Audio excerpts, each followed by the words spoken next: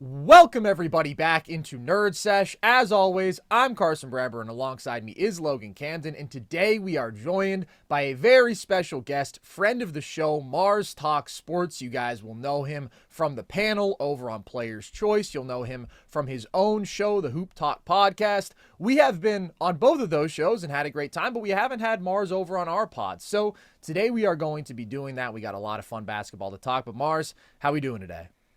Yeah, I'm great. Thanks for having me. I was getting kind of worried. You guys came on PC, came on my show. I was like, damn, I don't get an invite. Are we really friends? But I got We're the doing a invite. little home and home glad series now. Yeah, I'm glad to be here, man. Thanks for having me. Well, we're glad to have you, and I think one of the things that is really fun about talking with you is you have a great knowledge of the history of the game, and actually that's what we discussed on your podcast for basically 3.5 hours. We talked about our top 10 peaks of the 21st century. So in line with that, I wanted to get your take on a guy who we didn't talk about at that point because he hadn't had this absolute monster historic season that he's having right now. And that's SGA, who is the odds on MVP favorite, who just dropped 51 the other night. I'm a big fan of SGA's game. I've been raving about him all year, but I want to get your perspective, Logan. I want to get your perspective, but we'll start with you, Marz. How many guards this century do you think have peaked higher than SGA? I think there's two ways to look at it. You got the peak in terms of the single season output, who had a better single season than Shai. And then you've got just who at their best was a better player, even if they didn't play at a level that's higher than Shai. I think they're two different questions. Yeah. The better single seasons, I think you're maybe looking at one or two. Maybe. Yeah. I think 2016 Steph, I think we could all agree. That's probably the best guard season of this century. Maybe one of the best ever, if we're being honest. But then beyond that, I think you look at an '06 Kobe Bryant, an '09 D Wade, a 2019 James Harden, last year Luka Doncic. 06 Nash maybe, or 05 Nash, whichever you prefer. Funnily enough, I'd favor '07, and he didn't win the MVP that year. But a Steve Nash year could probably get in there. Maybe a Chris Paul year. I'm partial to a 2014 Chris Paul, but '08 Chris Paul. That's about as far as I would go. Like, I understand Russell Westbrook's and Dame had a great year in 23. But I would say he's definitely in the top 5 single seasons. And in terms of just overall as a player, how good do I think he is at his best? That's tough for me to say. I'm just to leave it at single season peaks because I think he's really good, but I'm also really high on a lot of other guards that maybe don't get enough love. But outside of 2016 Steph, I don't think there's anyone else I would definitively take over this season of SGA. So that's where I'm at. I think that's a good take for single season. I opened the scale up a little bit more just to include like resumes top to bottom, and I think it's hard for me right now just off of accomplishments to put him over the likes of a Steph. I don't think I can put him above him. I don't think I could put him above a D Wade with what D Wade did in the '06 playoffs and finals run. And then if we're looking at another like just fantastic season, I think 2009, I couldn't have put him above Kobe. And the reason I say these guys are just specifically because all of these guys climbed the mountain, were the best player on a championship team. And I know that's not like directly the criteria that we're looking at. I just think it would be hard for me to put Shai above any of those guys until he does that. That being said, I think I'm where you're at, Marz, with what you're talking about with single seasons. Like, it's 2016 Steph, it's maybe '06 Kobe. I would probably shout out Chris Paul's '09 campaign too, but I think it's a top 5 single season. I will say, y'all can call me a hater if y'all want. I know you defend him a little bit. I wouldn't put him above Harden. That one's pretty easy to me, and the only reason I say that is just because... You wouldn't put him above Harden, or you would put him above Harden? I wouldn't put Harden above him. I wouldn't put SGA below Harden just because it would be like someone putting Russell Westbrook above SGA to me, where like you look at all the raw numbers or something like that, and I'd go... These guys always fell short in the playoffs, and that's where I just completely disagree with like Shai's game. I think Shai's game is perfectly scalable to the playoffs. He's so efficient with the ball. He doesn't, he's not solely reliant on one aspect of the game, and I just think Harden was a consistent playoff dropper. I think that Westbrook was a consistent playoff dropper, and that is an edge I would give over him. So definitively, all things included, I'd say Curry, Wade, and Kobe. And single seasons, I think he's a lock for top 5. But I would definitely put him over the likes of like a Harden or Westbrook, and I wouldn't even think too hard about it. So I think it's a little bit crazy to put Russ and Harden in the exact same breath. My guess is that I land somewhere between Marz and Logan on this issue because I do think that James Harden is one of the absolute greatest offensive regular season players we have ever seen in the history of this game. I also think that he is a legitimate playoff dropper, and sometimes people want to overlook that. At the same time, the definition of Harden playoff dropping is, yes, the step back three isn't as reliable for him and fades in the postseason and some really big runs. And then you have him not necessarily getting to the line at the exact same rate. You have the lack of scoring versatility hurting him a bit. All of that is true, but him dropping is to like 28 points per game on 58% true shooting, which for a lot of great guards would still be a really, really good postseason run. When you're talking about Russ, it's like the bottom completely falls out and he's shooting 43 times and he's shooting like 38% from the field. Like the floor that Russ could plummet to offensively, the gap in efficiency between them, the gap in decision making, always monumental. The gap is pull-up shooters. So I do prefer this version of Shai. I do think that he is perfectly built to score in the playoffs because he is a top-tier guy in terms of manufacturing shots for himself at the rim, and then he is also a top-tier mid-range shot maker, which is something that no defense can take away. I think he's the most complete on-ball scoring guard we've seen with his dominance out of pick and roll, his dominance out of isolation, his dominance on all 3 levels now, with the level that he's gotten to as a pull-up three-point shooter, where he's over 37% on legitimate volume. That, to me, does scale better. And then, obviously, Harden has the playmaking edge, but SGA has a sizable defensive edge. So I prefer him to Harden.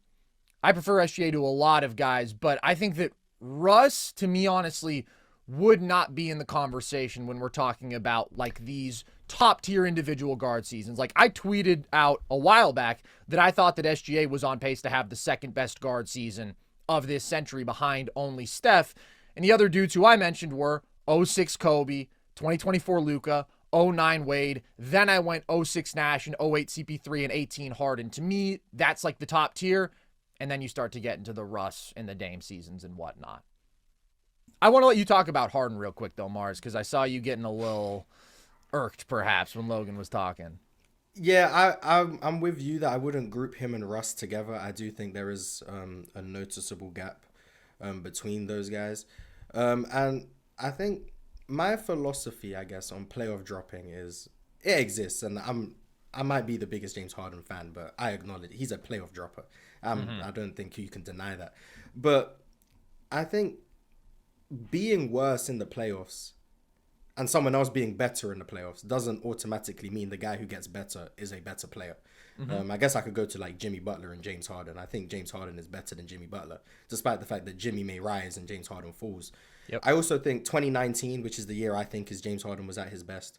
Although he did drop, particularly in that Jazz series where everyone remembers the Jazz were playing that gimmick defense of guarding him behind him and then funneling everything to Rudy Gobert. He struggled scoring in that series, but Houston figured that out quite quickly and they handled the Jazz. And then that Warriors series in the next round, he was amazing. He was the best player in the series, in my opinion. He was averaging 35 a game, plus 5 true shooting. Defensively against the Warriors, he always seemed to compete as well because they had that switch everything. And his strength was able to actually like match up with guys like KD and not get bullied. He was actually quite functional defensively. And then with all the attention he drew, the isolations, being able to play make and make every read possible, I think offensively, even though he was a dropper, he was worse in the playoffs in the regular season. He was still a tier 1, maybe best offensive player in the sport type conversation. That I do think Shai is also in, but I don't think he can be removed from these conversations solely because he drops in the playoffs, when him dropping is still the best player, in my opinion, in a series that features Kevin Durant and Steph Curry. And I still think he was the best player, despite the fact that he dropped from his regular season production. And this without even mentioning the fact that I think you guys have all seen the James Harden isolation stats from 2019. 16 isolations a game, by far leading the league, led the league in points per possession and isolations as well. The thing that fascinated me was he led the league in isolations. He was isolating more than every other team in the NBA. Like, this is the best isolation player we've ever seen. I think that's something to credit him for. I don't want to completely wipe away everything good that like James Harden ever did, and I don't want to act like he's not in these conversations. I just don't like guys that play that style of basketball. I think it's really hard to win when you have a guy that plays that style. And I feel like Shai, I don't know, when I watch Shai in Thunder games, I don't ever feel like Shai's doing too much. I don't feel like he's overexerting himself on the game. I always feel like it comes within the flow and he's picking his spots, and it's normally always really, really efficient. With Harden, I just felt like the turnovers went up. He didn't get to the line as much. He foul grifted, and he just played such a, like heliocentric style of play. And with Luka, because I think he would be the other guy that you point to and you could say, he plays a similar style of basketball. I like Luka's physical imposition on the game more, and that's why I prefer him to a Harden. I just think that's why it scales better. I also think that he's a better passer and a better playmaker than even Harden, and I know Harden's masterful. I just don't love that style of play, and that's why I prefer SGA. And that's the only thing that I was getting at. And you guys are right. I'm sorry for lumping Harden and Westbrook. The only reason I did that was just because they're both MVPs, and I feel like those are two guys that you would point to as some of having the best individual guard seasons of recent memory. But I do think there's a significant gap there, but I also think there's a gap for me between a Harden and an SGA. And maybe I'm looking at this through the wrong lens because, hey, if some things go differently, maybe the 2018 Rockets end up with a championship, and we look at James Harden in a completely different light because they do end up climbing the mountain that year. I just prefer SGA's style of play, and I feel like it's really hard to win a championship with a guy that played basketball like James Harden. And he's a really great floor raiser, but to me, that's not really the most valuable thing. I prefer the ceiling raising, and I feel like SGA brings me a little bit more than that while bringing me the elite floor raising. I do think that SGA is definitely more in that floor-raising archetype than maybe some people would tend to suggest. Like, he is a pretty ball-dominant player. The thing is, he isn't overwhelmingly so in the way that a Russ or even a Harden would be. His usage rate isn't going to be so meteorically high. But really, the major difference is just that the efficiency is top tier that we've ever seen. And I don't just mean that in terms of literal scoring efficiency, where he's in a very exclusive club of dudes to average 32 plus points per game on plus 7% relative true shooting. That's top tier all the time. It's the fact that the guy doesn't turn the ball over. And he is so decisive with every possession, and he just gets wherever he wants on the floor. That is an advantage that he has over even a Harden. Harden, when he was going as an isolationist, was the most unstoppable guy ever because of his change in pace, that first step, and then the ability to get to the line at an absurd rate, and the ability to just fillet you with step back threes on step back threes. Like, you literally could not do anything when he was going. But there were stretches and there were postseasons where all of a sudden Harden is shooting 30% from three and he's just not as effective. Whereas SGA is going to always be able to work his way at least to the mid range. And there's such a high floor for him as a scorer because he's so ridiculously good there. The example I always point to is the Dallas series last year, where the Dallas bigs are consistently roaming off of shooters. They're packing the paint, and Shai is still able to just barbecue them because he shot 55% from mid-range in that series on super high volume. So that is extremely, extremely valuable to me in both the regular season and playoff settings.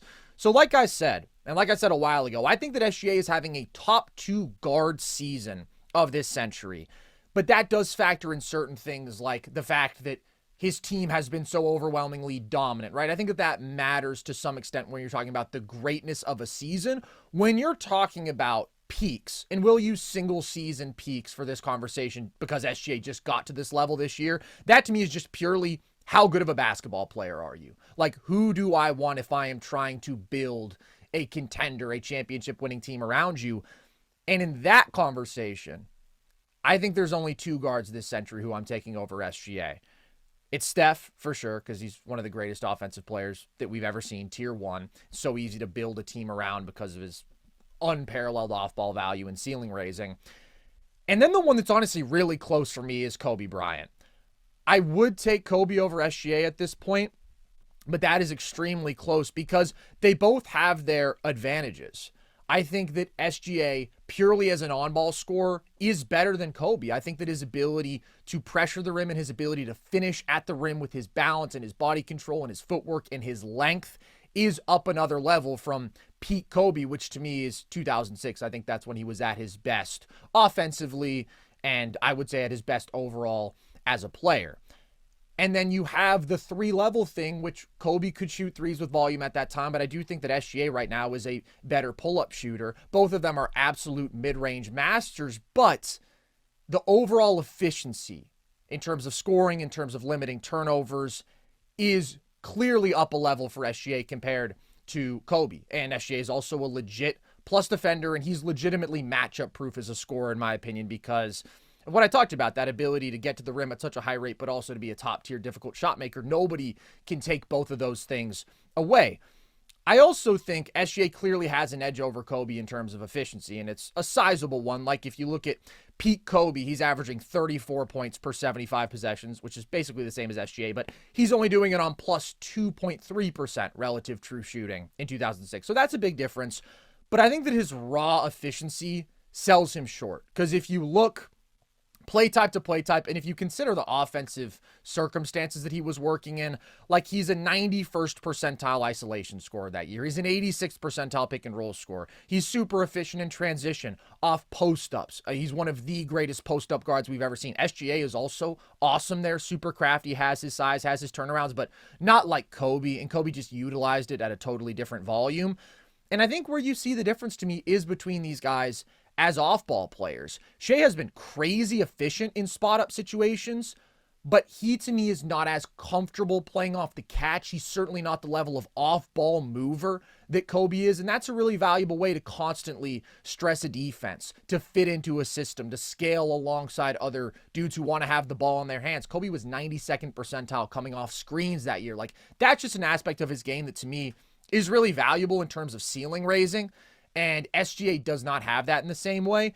And then the reason that I would hold out is, even though I do think that SGA's game is so well built to scale to the playoffs, Kobe's game did, year after year, when he was at his peak, scale extremely well to the playoffs. Playoff Kobe from 2006 to 2010, which is when I think he was fully developed as an offensive player, he gave you 29.6 points per game on plus 3% relative true shooting. To maintain that volume and to still have really good efficiency. Such a grimy, nasty era of basketball, too. Yeah, very impressive. I will say, obviously, offense is so much cleaner and there's so much more aggregate skill on the floor, but SGA, although he's on a great, great team, is certainly not working with the best offensive situation. We talked about how their offense without him on the floor has been a disaster this year. It improves by 12 points per 100 with him on the floor. You leave J-Dub out there without SGA. The offensive results are terrible. The spot-up shooting alongside him isn't always good. The creation alongside him, especially when Chet isn't on the floor,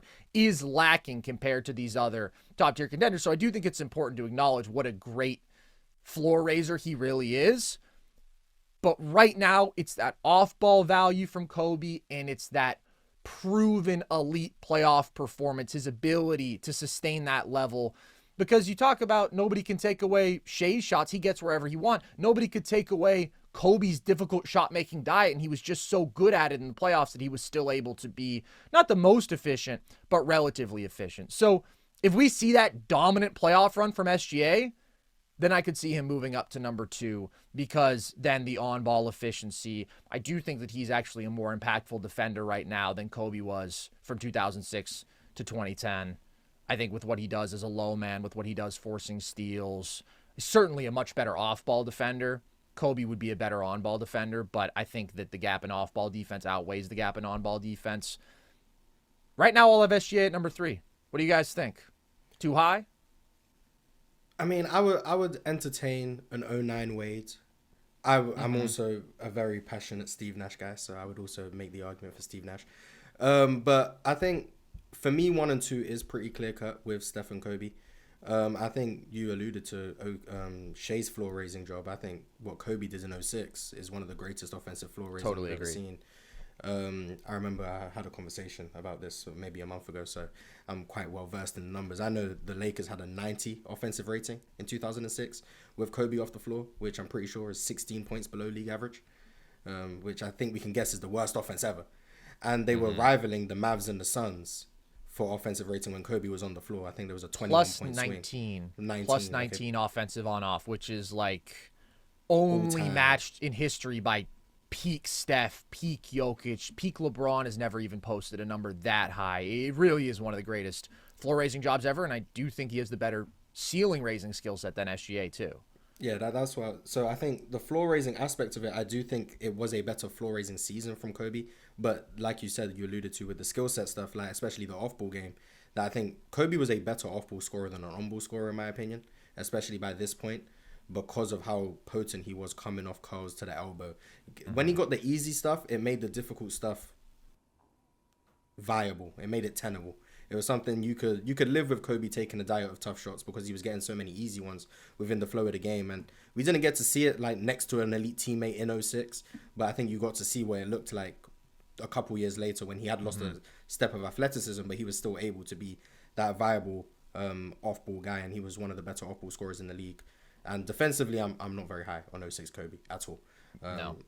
The fact he made an all-defensive team, shout out to him. Crazy. But no, I'm not even sure he was a clear positive on defense. So, No, I don't think he was. So, But not I'm sort high of on the defense, saying, but- maybe this isn't fair. I'm almost saying, like, what if we took 06 Kobe's offense and then we just took, like, his 2008 to 2010 level of effort that we know he was capable So put him in a of. better situation to where he could give Exactly. you more defensive effort. Exactly. Like, if I'm starting from scratch, I think he's capable of defending at the positive level that we saw from him in those title runs, which is still overrated to me, but is a positive defender, whereas in 2006, I don't think he was even that. Yeah, I can see that. I think if you do it that way, then yeah, I think it becomes even more overwhelming in Kobe's favor. But if you look at it just from what he was in 06, I think the defensive gap that SGA has does close the gap. But I think one thing that's also like pretty clear to me is Kobe is the better playmaker. Like I think Kobe is a better passer and a better playmaker, and the connection he had with his bigs, who, as we all know, weren't the greatest at the time, but being able to find lay-down passes, interior passes, which I think are the most valuable passes in the game. And he was a very comfortable jump passer. He was very comfortable playing in the air and making those high-leverage reads. Now, obviously, the notion of Kobe is the shot chucker, and he took shots that he shouldn't have taken, which he did. He still took a lot of bad shots, but he still was responsible for creating a lot of easy offense for guys around him, in a way that I think Shai can do it, but a lot of Shai's playmaking is dump offs in the short roll and Isaiah Hartenstein floaters or kickouts. I think Kobe was making the more high leverage passes more consistently. So I think the off ball game plus the playmaking and passing advantage that Kobe has, I think makes it comfortable to where I think Steph and Kobe are above Shai, and then Shai is in the group where I would have D Wade and Steve Nash and James Harden, and I'd have him in that group. Where he falls out, I don't know. I'll wait and see for the playoffs. I think that's pretty rational. Also, I think that's kind of what made Kobe's playmaking like possible, is because that's why defenses respected him so much, is because you were always afraid of Kobe just pulling over the top. Like he was. That's what's the great thing about the great scorers that are also good playmakers. Is just the defense is always scared of you shooting, so they always have to respect it. I'm kind of hesitant to put SGA in this top tier until we do kind of see that classic playoff run. Like I do feel like that's the last thing. Like, and that's no knock on him. We just haven't seen it yet. And that's why I probably would have D Wade in that top tier. I mean, and again, it's separate. It's kind of like you were saying, Carson, like we get the best of both worlds, right? D Wade's best regular season is in 09, but his best playoff run is the iconic 06 one. Also, it's just ridiculous too, dude. He was putting up 35, 8, and 4 in the finals with 16 free throw attempts a night. Yeah. Like he was The unstoppable. The discourse. If Shai does that in the finals, I don't think that's going to help his case. If he puts up 16 no, free it throws, won't. It won't. Twitter It is would not hurt going to it. like him. Yeah. No. Incoming 10 free throws for Shai Gilgeous-Alexander.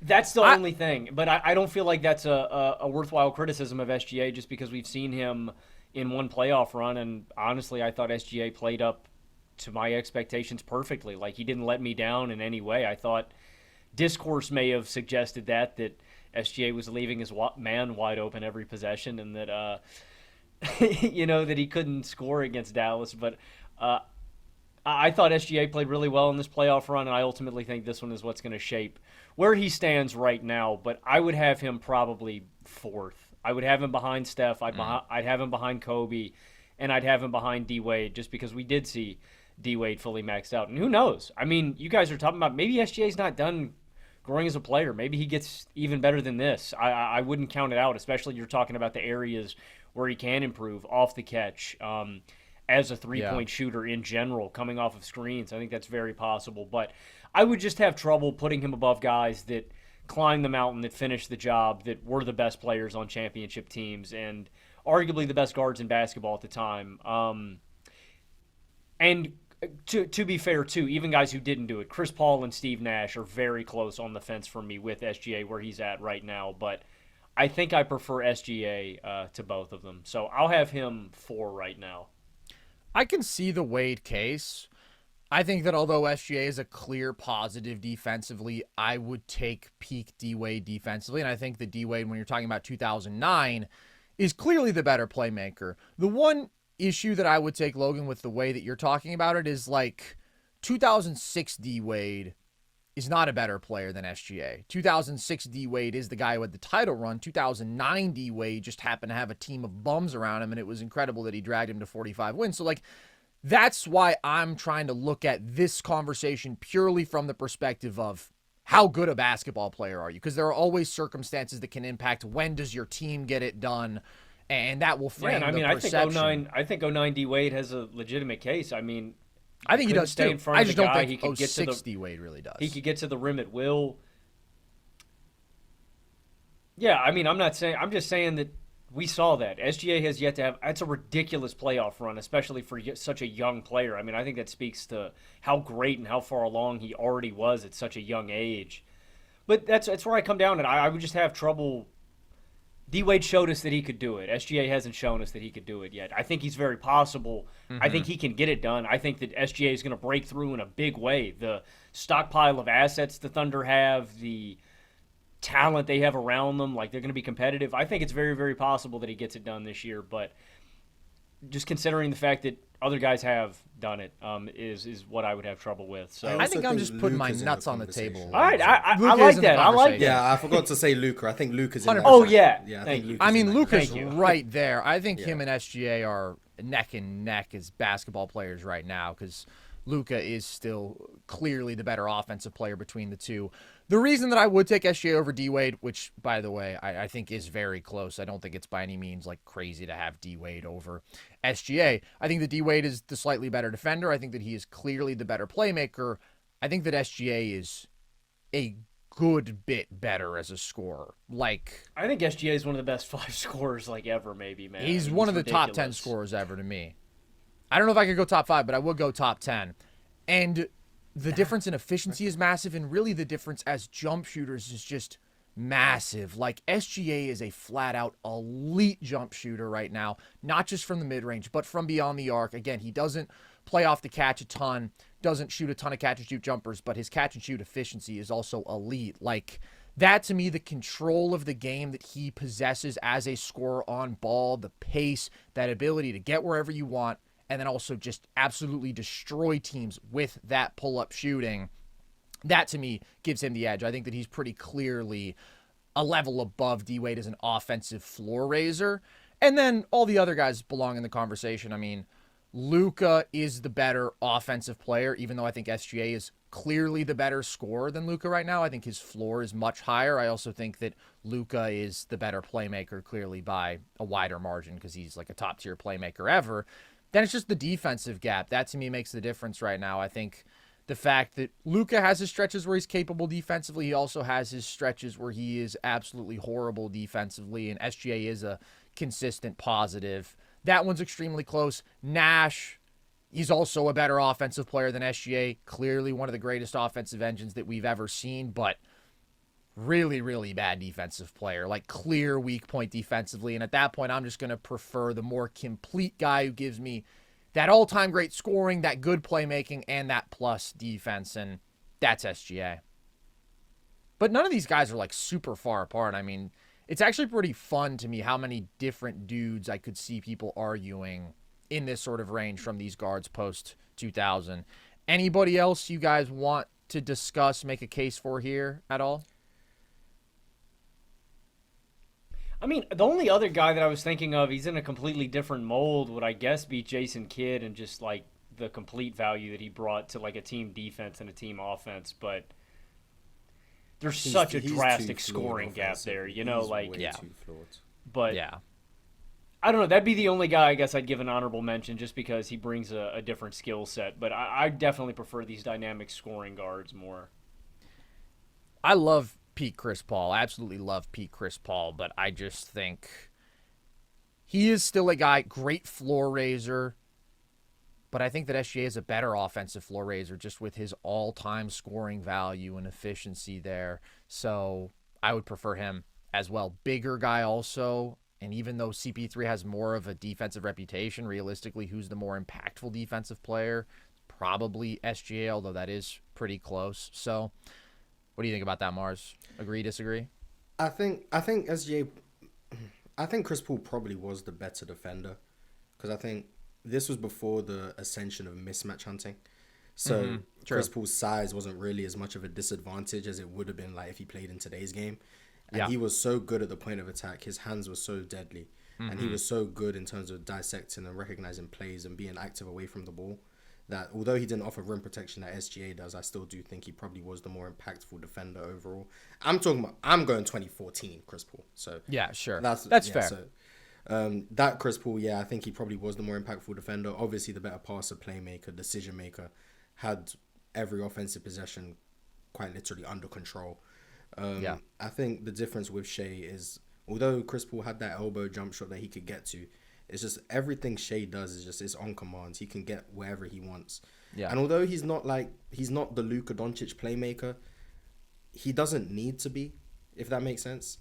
Because he's so deadly as a scorer, it makes all of his passing reads and his playmaking so much easier because of how defenses have to guard his ability. He's getting the Harden treatment now, bro. He's getting trapped the second that he passes half court. We haven't seen that since peak Harden, like 2020. Yeah, so it just makes him like, when you say Luka's clearly the better offensive player, like, I don't agree. I don't think it's clear. Like, I don't think it's just they're in different tiers offensively. I'm not saying I wouldn't Luka say isn't the different better offensive tiers, player, but I don't know if it's clear. I think that it's close but clear is how I would put it. I think that SGA's offensive impact is all-time great because he is that level as a scorer. And like you said, he doesn't need to be an elite playmaker. He just needs to be a good one. He needs to be able to get the ball out quickly when he draws to, make those pocket passes, make those drive and kick reads and lay down passes. Doesn't have to be doing some of the crazy skip passing that Luka does and crazy lob passing that Luka's capable of. But to me, still, like I said, I mean, the gap between them as playmakers exceeds the gap between them as scorers. And I struggle to see the other argument.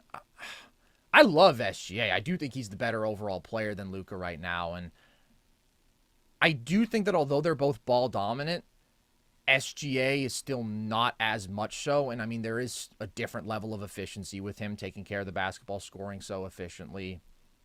I think the clear but close is a good way to put it. Like, they're close, but I feel pretty strongly that Luka is the better offensive player. They're close, but you would take Luka every time?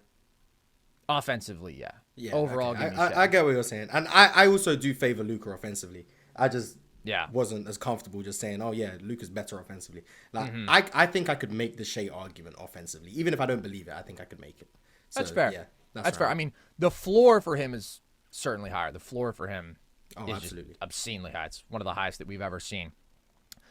I want to talk a little more about the Thunder because all year we've had really 3 elite teams in basketball. I don't want to disrespect the Cavaliers at all and not include them in this conversation, but at least to me and I think to Logan, it's felt like we have had 2 clear frontrunners in each conference, especially before the season this was the case, and that's the Boston Celtics in the East, and that's the Oklahoma City Thunder in the West. So, Logan, we'll start with you on this one. Who would you be more disappointed to see lose before the finals, the Thunder or the Celtics? As a basketball fan, I honestly don't think we can lose in these playoffs. I kind of think whatever matchup, because in the East, we're going to get Boston or Cleveland. Like, unless Hill freezes over, I feel like that's pretty obvious. Like, we would need something catastrophic to happen to both of those teams for one of them to not come out. I think they're both great. So, and then if Oklahoma City falls flat, I just think the West is so loaded. We're spoiled. Like, I can't dress it up. People always try to be so negative about the damn NBA now. I don't think we can lose. I think we're going to get a battle regardless of who gets there. That being said, I know they're the big bad bully and the big bad villains of the NBA right now. I think I'd be more disappointed if Boston lost before the finals. And the only reason I would say that is because I think their window is smaller. And that's probably the simplest way I can put it, is because I think it's an inevitability that Kristaps Porzingis isn't going to be here. You know, I think he's going to be the first guy that's gone when his contract is up. And to me, they still feel like the NBA's final boss. Not only are they the defending champs, like, they just have such a talent gap still over Cleveland to me with KP, with Jaylen Brown, with Jason Tatum, like at full strength. I just think Boston is so comically loaded. And I think Oklahoma City is too in that same breath. But that being said, I feel like Oklahoma City is going to have more chances at this. I don't feel like this is their last hurrah. I feel like Boston is going to have, I think Boston really needs to capitalize on what they've got, and I feel like they're the NBA's final boss. And so, I don't know, I'd feel a little bit shortchanged this year if we didn't get Boston on the final stage for them to get slain. But, hey, if Cleveland finds a way to knock them off, I'm going to be very happy seeing them in the NBA Finals too. So, I don't think we can lose either way with who we get in the finals, but I just think Boston's going to have less opportunities over the next decade. And so I think it's more important that they need to capitalize on right now this year. How about you, Marz? I'd also be more disappointed if Boston didn't make it, but for different reasons. I think I'd be more disappointed if Boston didn't make it because I think they have the largest margin for error of any team in the NBA. So if they didn't make it, I think a lot went wrong. Whereas I can see avenues in which OKC lose. Their offense stagnates in the playoffs. J-Dub isn't able to be that reliable second side attacker or be able to take that pressure off Shai. Chet's offense isn't there yet to where he can be that mismatch that a guy like Evan Mobley is for Cleveland, for example.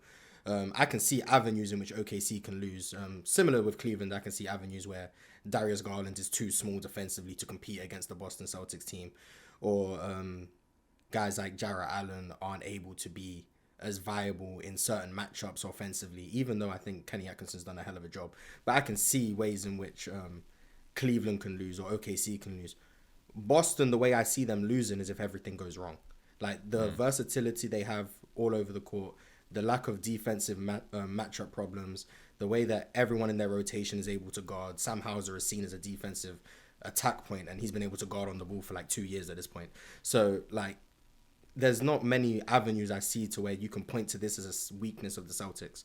So I think that's why I'd be disappointed if they lost, because their margin for error is as wide as any team as I've seen since the 2018 Warriors. So, yeah. That makes a lot of sense. I think that Boston clearly has the most margin in the league. I think that they have the most aggregate shooting skill from beyond the arc that we've ever seen. I think that they are the best mismatch hunting team that we have ever seen. I mean, they can just exploit defensive weak points in a way that we've never really seen, and then the drive and kick game is so overwhelming. They just have so many high-end basketball players. Their starting five when they're healthy is absurdly loaded, and defensively they have this insane versatility, and they have no weak points there. So they are certainly the safest pick to win the title, and they are the team that has the most overwhelming advantages. And you see they're playing Denver, and they're down 2 of their 5 best players, and Tatum has a really bad game, and you still feel like they're the better team, and Denver is maybe a top 5 team in basketball, but like the gap is just that big. Boston is just that good. I'm going to say OKC, though, is the team that I would be more disappointed in if they lost before the finals. And the reason for that is just really because the Cavs exist in the East. And although I think that Boston is a clear favorite over the Cavs, and I think that while Boston is strong defensively everywhere, Cleveland, you can attack a Darius Garland. You can attack to some extent a Donovan Mitchell, but like that to me is the difference that you see in that matchup. But Cleveland is still a hell of a basketball team. They are still an elite offense. It's very rare to see that combination of 2 phenomenal creators like they have with Garland and Mitchell, and 2 awesome bigs like Allen and Mobley now playing like a top 15 player. And I really like their group of wings. They're having a historic season, obviously. They're 51-10 now. There just isn't another team of that caliber in the West. So even though I think that OKC is clearly more flawed than Boston because of some of the questions I have about the offense around Shai, there just isn't that team where I'd be like, okay, you lost to the Cavs, fair enough. They won 66 games this year. Yeah, like the Lakers are emerging as a legitimate second team in the West. I think that they probably are. that number 2 team out west just with the level that they've been defending at. It's so far beyond what Denver's been doing defensively. And if they did draw Denver, they still have the best player in the world, which is a real A-plus punch that they can throw. And we saw OKC do a phenomenal job on them defensively in the season opener where they were doubling the shit out of Jokic and just daring anybody else to make a play and swarming them and overwhelming them athletically. Then we also saw Jokic play like an absolute masterclass against OKC and figure that defense out and lead them to a win. We still haven't seen that matchup at full strength. I think that OKC is a lot more talented, though, and I think with the issues that Denver has on both sides of the ball, certainly defensively, but even some of the spacing concerns offensively, like OKC should be able to shrink the floor, swarm Jokic, punish them for their lack of shooting. That defense is just so historic. So the Lakers are scary right now. I still don't think that they have the total level of talent that the Cavs do. I mean, the Cavs' top 4 is so good, and they've been doing it all year. So that's the reason that I say that I would be more disappointed in OKC. Boston is the more complete team, but OKC still has a historic defense. They have a ridiculously good group of wings. They should have their 2 awesome bigs at full strength. I think that Chet has looked like a top 25 player this year when he's actually been comfortable and healthy offensively. And SGA, we're talking about having one of the greatest guard seasons ever. So with the competition that they have, it's not to say that the competition isn't good, but there's nobody who's on their level to me. I guess I just wouldn't be surprised if the Lakers beat them. Like, I think the Thunder have concrete advantages against the Lakers. Like, I think the biggest advantage is just Chet Holmgren and Isaiah Hardenstein. Like, they've clearly got the 2 best big men in that series, but Luka and LeBron's a combination that we've never seen before. The role players are playing really well. They're knocking down threes. They're playing their asses off defensively. DFS and Vanderbilt look potent. Like, how many of the top 10 players in that series are on OKC's roster? You want to go in order? We can do a little draft, a little mini draft. No, I'm just saying as a thought exercise because I think that Number it's one probably 7. Maybe it's 6 if you have DFS in there because DFS is a monster. All right, so well, you number have Austin one. Reeves in there. Austin Reeves is the 3rd for the Lakers, I'm saying. Shea and then Luka is the top 3. Luka is number 1. SGA's 2. Well, okay, flip those LeBron for me, 3. Whoever you want. Those are the top 3. Mm-hmm. So then the Lakers take Chet, that. Then I'd J-Dub. Then I go Hartenstein. Then Whoa. I go Austin Reeves, actually. Sorry. Austin Reeves Yeah. before Hartenstein. I just could see agree. J-Dub shitting his pants. I don't know. That's the only thing that I still think scares me. I mean, I'm not as high on J-Dub offensively, but defensively, I still think the value he's going to bring is still gonna be 100%. immense. Just as a Yeah, rim I think protector, Austin mobile, Reeves is a slightly better offensive player than J-Dub. I think that the defensive gap is Well, absolutely I guess, massive. yeah. I agree Massive. with you guys there, but I could see Reeves convincingly outplaying J-Dub and being better than him in a series because of the gap that he creates offensively. I would you still take expect it, though? No, I would still Yeah. take Jade. I hope that last year was an anomaly. And then I feel like if you're going through the next group of, like, role players, Hartenstein is the best, like, role player in this series to me. And then most of the other really good guys are on OKC's roster. It's Cason Wallace, it's Aaron Wiggins, it's Caruso, of course, it's Lou Dort. And, like, DFS Well, I mean, that's not where is the only guy who's kind of on that level. With this thought exercise, obviously you're going to lean Oklahoma City. The strength of the Lakers is LeBron and Luka. Yeah. I mean, but I that's think where their some people advantage right lies. now are oversimplifying it to that and overlooking the gap in overall talent. I'm not saying that Luka and LeBron couldn't be that overwhelming factor, but it would be disappointing to me for OKC if their overall talent didn't win out, if they weren't able to exploit some of the limitations of these supporting cast guys, because they have more aggregate talent on both sides of the ball. And this is a historic defense, and it's incredibly difficult to find a way to stop both LeBron and Luka on the floor with good shooting alongside them. OKC doesn't have the sort of like huge bodies who you would like to throw at those guys outside of Lou Dort, who doesn't have the height, but I mean, he's just so thick and strong. But like, they should be able to send two to the ball and then recover more effectively than anybody else and fly around and have their sort of aggregate rim protection and force more turnovers than anybody else. And then SGA should be able to get them to a great place offensively, and Chet and J-Dub and the shooter should do enough. Like, that should be a formula for them to win the West. I'm not saying it's a lock. I'm saying it would be disappointing if that didn't deliver. So you'd be more shocked if the Lakers beat the Thunder than if the Cavs beat the Celtics? I don't know if I would say shocked. I guess I would say disappointed. I think it's kind of similar between the two. I said I think the Cavs have about a 25% chance to beat the Celtics in a best-of-7 series. I would say the Lakers' chance of beating the Thunder, I'll say 24%. So yes, I will say that I would be slightly more surprised if that happened. So let's say that is true. Let's say I agree. I think what makes it more disappointing for Boston is, and this is with all due respect, OKC might have to play a team like the Timberwolves in round 1 and then play a team like the Warriors or the Grizzlies in round 2, all before they see the Lakers in the conference finals. The Celtics are going to have a bye in probably the first 2 rounds. Like, that's the fair. Only team that can even come close to beating them is the Cavs. Like, if it's Miami or Orlando in round 1, we can call that a sweep. Like, we know what's going to happen. And then if they play the Knicks in round 2, I respectfully think that's a 4-game series or a 5-game series. And then it's before they see the Cavs. OKC can be tested by Minnesota.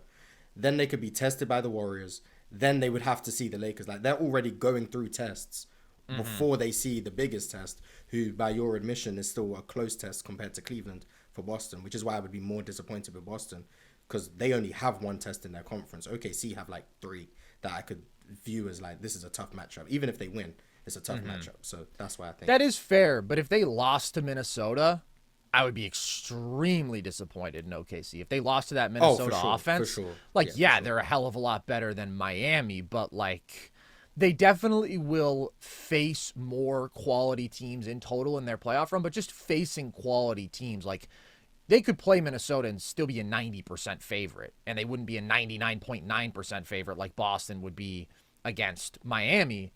But they should 100%. They really, really should win that series. So I definitely see what you're saying. I mean, I think that there's a case for both of these teams. But I do think we're seeing this thing with OKC right now.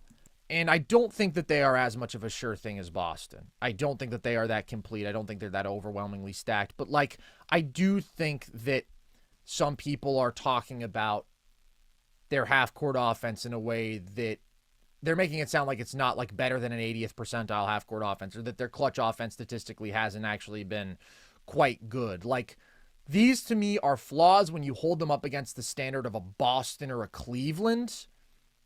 And I don't know if anybody in the West is on that level where those flaws for OKC are big enough to where I'm like, yeah, I could definitely see one of those teams beating it. I can see the Lakers beating them, but again, it would be a significant surprise to me. But the other point is, like, Boston's the reigning champs. They're a much older, more seasoned roster. They've already taken their bumps and bruises. OKC's only had 1 run at it. They'd be one of the youngest champions ever. So, like you said, Logan, I mean, OKC has a much longer runway at it, and you could give them the inexperience excuse. I just think they're too good for that inexperience excuse. So OKC said that same thing 13 years ago, and then they didn't have any more runs at it. So, well, that is true. That is true. Can't bet but on that. That team didn't have 90 million first-round picks over the next 6 years. I mean, I just watched Luka Doncic get traded. I can't assure you of any franchise is just going to stick with what they got. OKC could go to the finals and trade Shai next week, so I don't know. Speaking of Luka getting traded, man, we have another wrinkle that just makes that all the more painful for Mavs fans. Kyrie tore his ACL. He's out for the year. Marz, do you think the Kyrie injury now, on top of everything else, cements the Luka trade as the worst of all time? I think it's up there. I can say it's up there. I think when it happened, I was very adamant on. I said, I believe, I can't remember my exact words. I said if Dallas win 2 championships, they still lost the trade. Because of what they gave up with Luka, what he meant to Dallas, how good he was going to be. And I'm of the belief that if you were going to win with Kyrie, Anthony Davis, and this team, pretty sure you would have won with Luka Doncic too. So I thought they was going to lose the trade no matter what. In the short term, I thought Dallas actually not got better, but was still my second favorites in the West, even after the trade. And they had a short window. I said it was maybe a 2 or 3 year window. They've now lost one of those years. So the trade is getting worse as time is going on. Then they trade Quentin Graham. They've done a lot of foolishness. But for me, I don't know what the worst trade in history is. But I think, like, I look at things like Gail Goodrich going to the Jazz for a first-round pick that turns into Magic Johnson. This is a Gail Goodrich who was like 33. And he's going for a pick 3 years later that turns into the start of a dynasty that leads to 5 championships, 9 finals appearances, and a top 10 player of all time. That's a bad trade. That's a really bad trade.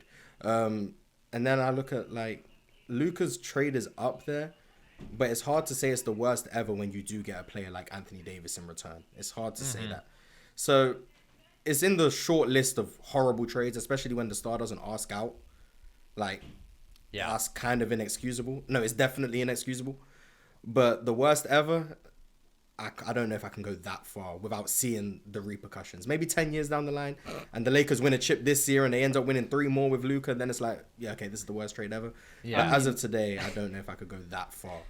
I don't know. I'm kind of already there, Marz. I was kind of already there when they pulled the trigger on this deal. Like, I just felt like this was irredeemable. Now, I will say, I called the Rudy Gobert trade in the moment the worst trade in NBA history, and I was wrong a year out from that. I don't see any silver lining for them, and I thought Rachel Nichols actually did a really good job of, like, summing this up for the Mavericks. The fact that you gave up Luka, which you just never do because it's such a foolish, dumb thing. No one would ever do that with a brain, but to give up Luka to acquire an older superstar with a laundry list of injury issues, to complain that was what was Luka's pitfall with his team, and then to play the fuck out of Kyrie Irving and just basically run this man into the ground, and he's had some injury things. It's like, yeah, I like coming on here and being positive and saying good things about teams. I have nothing positive to say about the Dallas Mavericks. There's no silver lining to this. You gave up on one of the greatest talents I've ever seen grace a basketball court. I guess the window is not completely closed. Like you said, Marz, there is still a world in which they come back next season, and I really like a lot of the talent that Dallas has compiled. Kyrie, Gafford, Lively, AD. Like, this should be a really formidable defensive basketball team next year. One of the 5 best in the NBA if they're fully locked in with a pretty good offensive formula. Kyrie and AD is still really potent, but it's like, hey guys, hypothetically, let's say the Mavericks don't do this trade and Kyrie still somehow ends up getting injured, and that just had to happen. Who would be the perfect guy to float an offense for you for the end of the season that could put you over the hump and get you back into the playoffs? It's a guy like Luka. Yeah, I think the fact that you just gave up on Luka Doncic. I get what you're saying, Marz, too, that you got back Anthony Davis, right, and that's still a really good asset. For a guy like Luka Doncic, you got pennies on the dollar in that trade. And, yeah, it's going to live in infamy. This isn't – you can't wipe this one away, man. I think it is – not just in the NBA. I mean, this is one of the most catastrophic deals in sports history. Yeah, the NFL has a couple of bangers. Marz, for sure. I'm going to talk about American football just for 1 second. I'm sorry.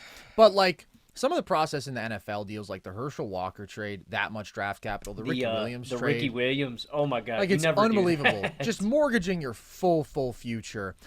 What I would say is that the Luka trade is probably the worst process of any trade in NBA history.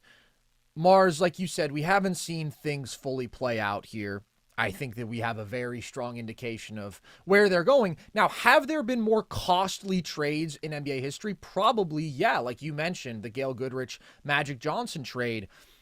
The thing is, I just don't know that we can really include players being traded as draft picks in this same conversation, because there's a number of those, right? Robert Tractor Trailer for the pick that becomes Dirk, Vlade Divac for Kobe, Kyrie, Scottie Pippen was traded for Olden Polynice. There's a number of those crazy examples, but to me, undervaluing a draft pick, especially when it is like the 13th pick for Kobe, we're not even talking about top 5 picks with these guys. Like, teams underestimate draft prospects all the time, or they wouldn't have even taken one of those guys. With draft picks. I think it can be.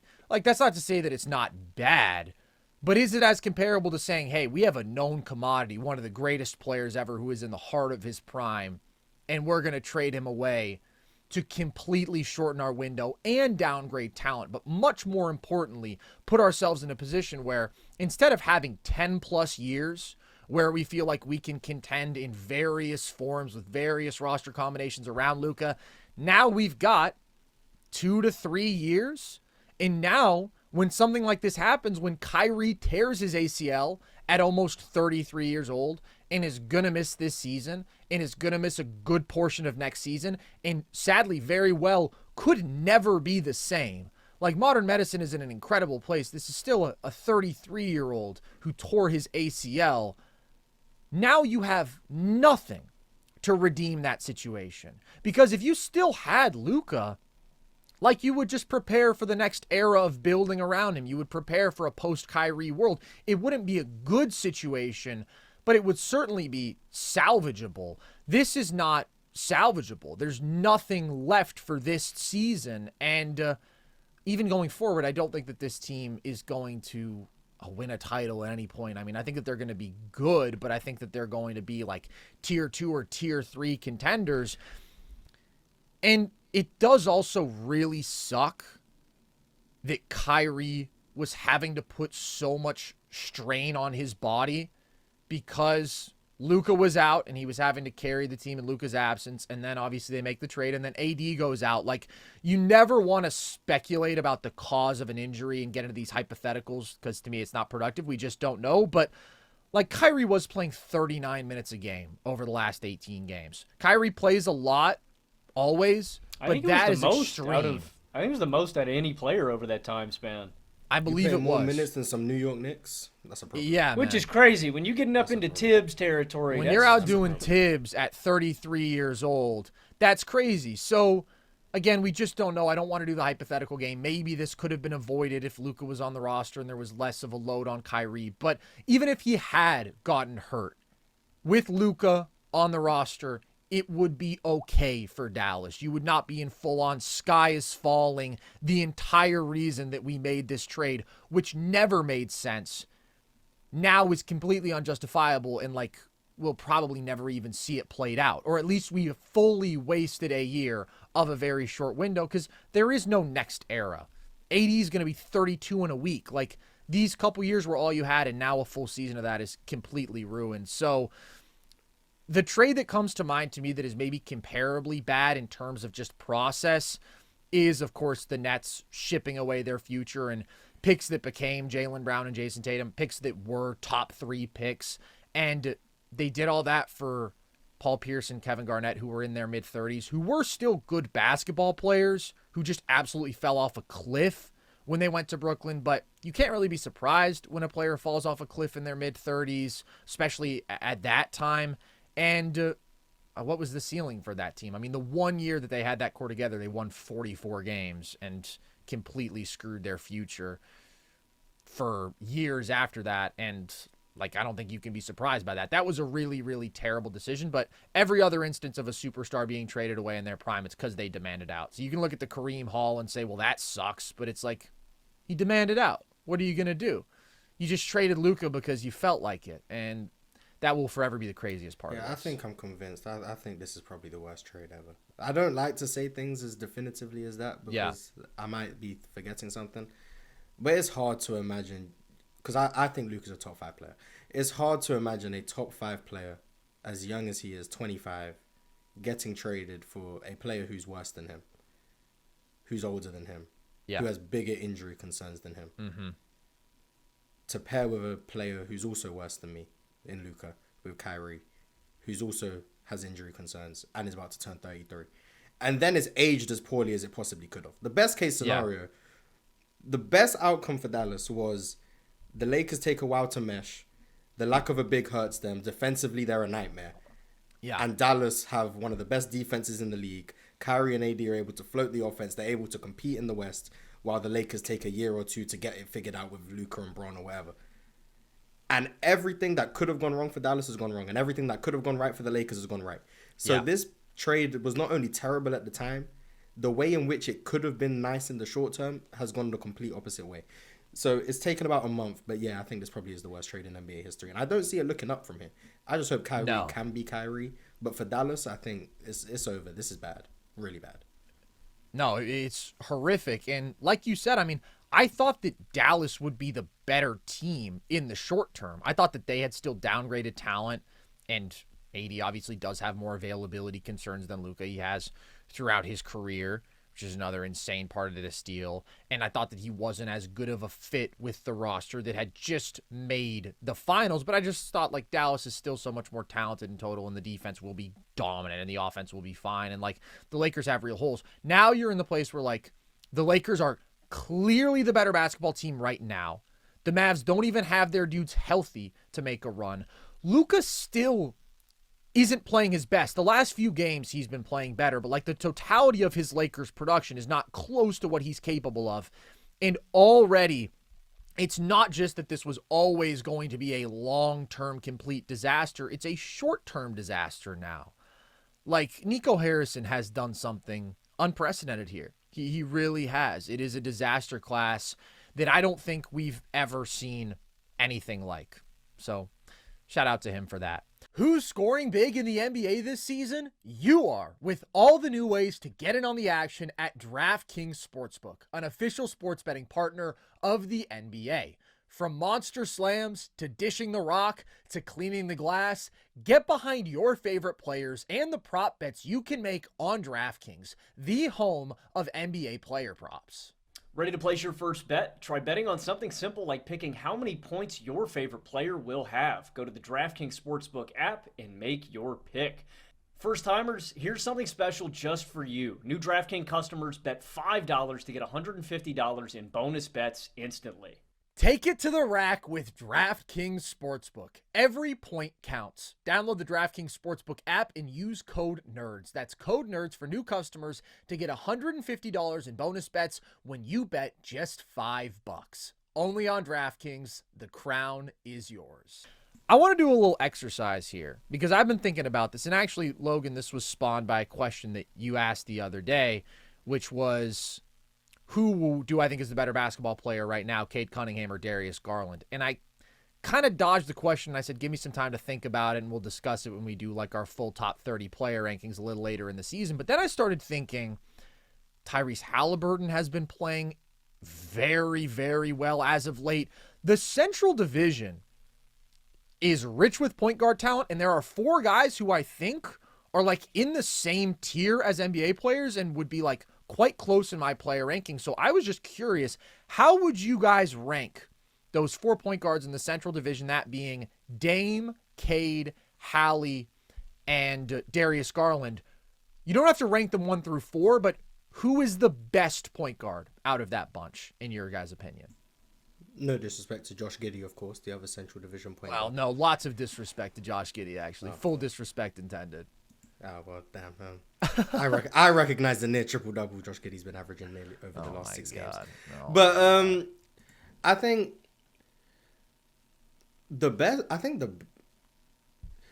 for me, if you would have asked me this maybe a week or a month ago, I probably would have said Dame is the best player of the group because I still think the threat of him being able to shoot from wherever he can, the gravity he has out of pick and roll, and then just being able to make the adequate reads and get guys involved with using his gravity as a tool is extremely valuable. But Darius Garland's, his ability to shoot, play off the ball, and his handle. I know you've alluded to it on Twitter. I've been raving about it for as long as I can. Unreal. His handle just allows him to get to places on the floor that not many people can in the way that he can.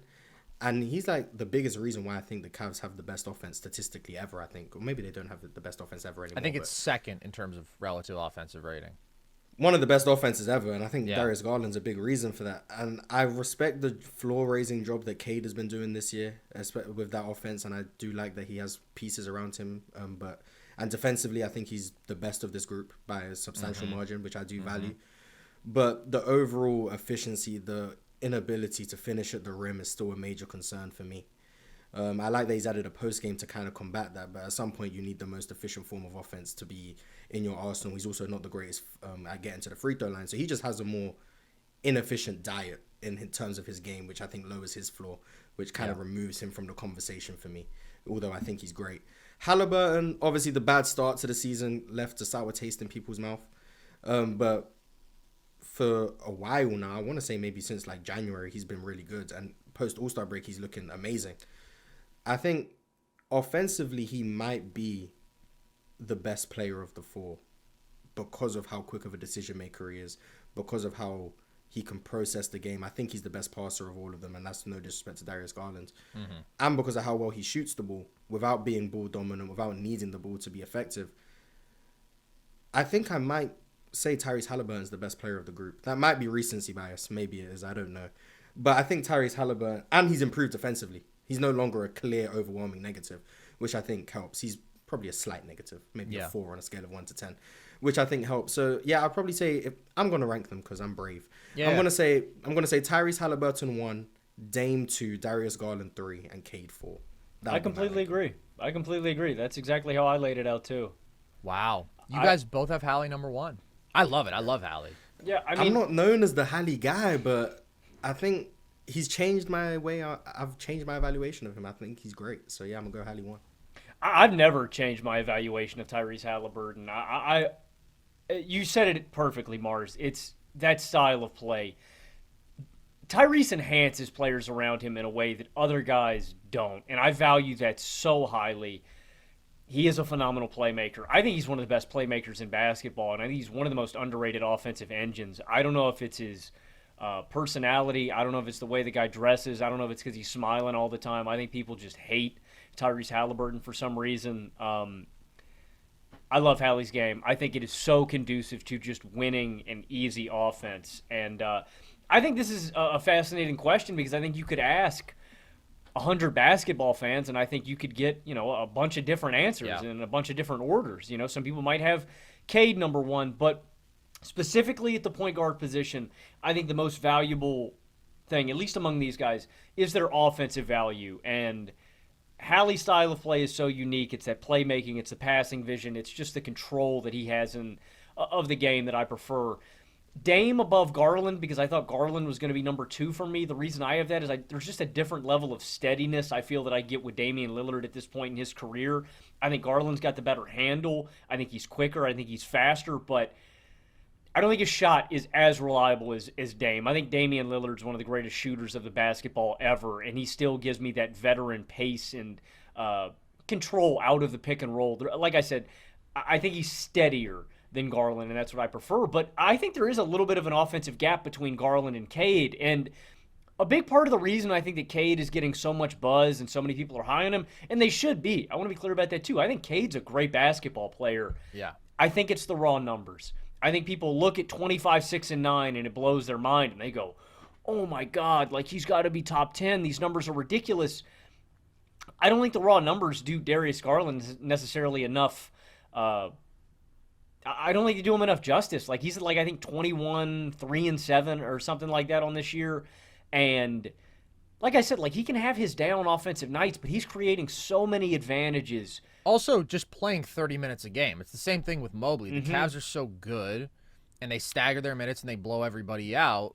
Both Garland and Mobley are totally sold short by their raw numbers. Ty Jerome's been able to give them awesome minutes. So, you don't necessarily need him out there the entire time. So he's so good at creating initial advantages. I think his shot has bounced back in a big way. Now, again, I want to be clear. I think that there's a gap between him and a Damian Lillard in terms of the consistency of their shots and how reliable I think they are as shooters and jump shooters, and that's why I prefer Dame right now. But Garland's damn good. I still think he's a little bit underrated, but I prefer him in a big way offensively. The only argument I would hear for Cade over Garland would be the gap defensively, that Garland is this big liability. But to me, it's offset by some of Cade's offensive shortcomings, which I think we can just kind of conveniently overlook. He's averaging 4.4 turnovers per game. He is at 56% true shooting, and he's got a lot of responsibility. I think that that's why. But Garland to me is better offensively, and I think I prefer that to the all-around skill set that Cade brings me. But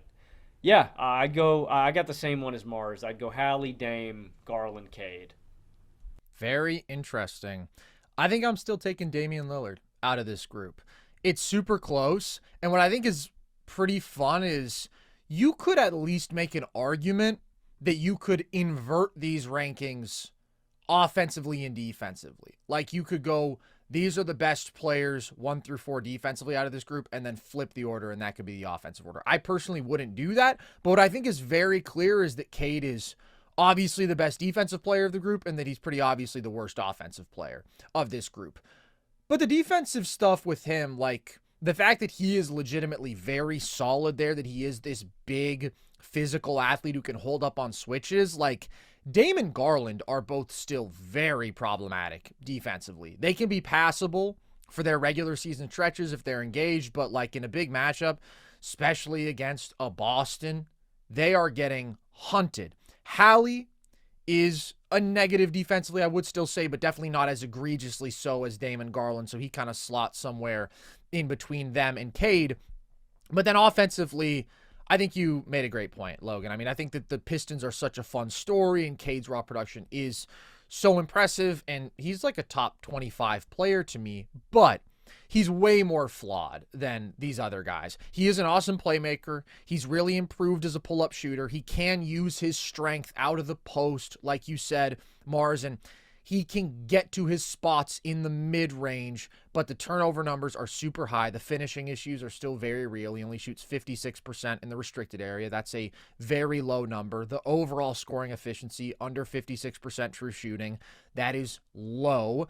And all these other guys we're talking about are like elite three-point shooters, both in terms of their pull-up shooting, which is a very efficient weapon, but also they're shooting off the catch, which I think is big for all of their off-ball value, where I think that they all surpass Cade, who I think is ball dominant, yes, because of situation, but also because of his skill set. I think that he wants to be making every decision, isn't the most effective off-ball player, and that does kind of put a cap on his ceiling as an offensive player, especially when he does have some of the efficiency numbers that he does have, which are not good.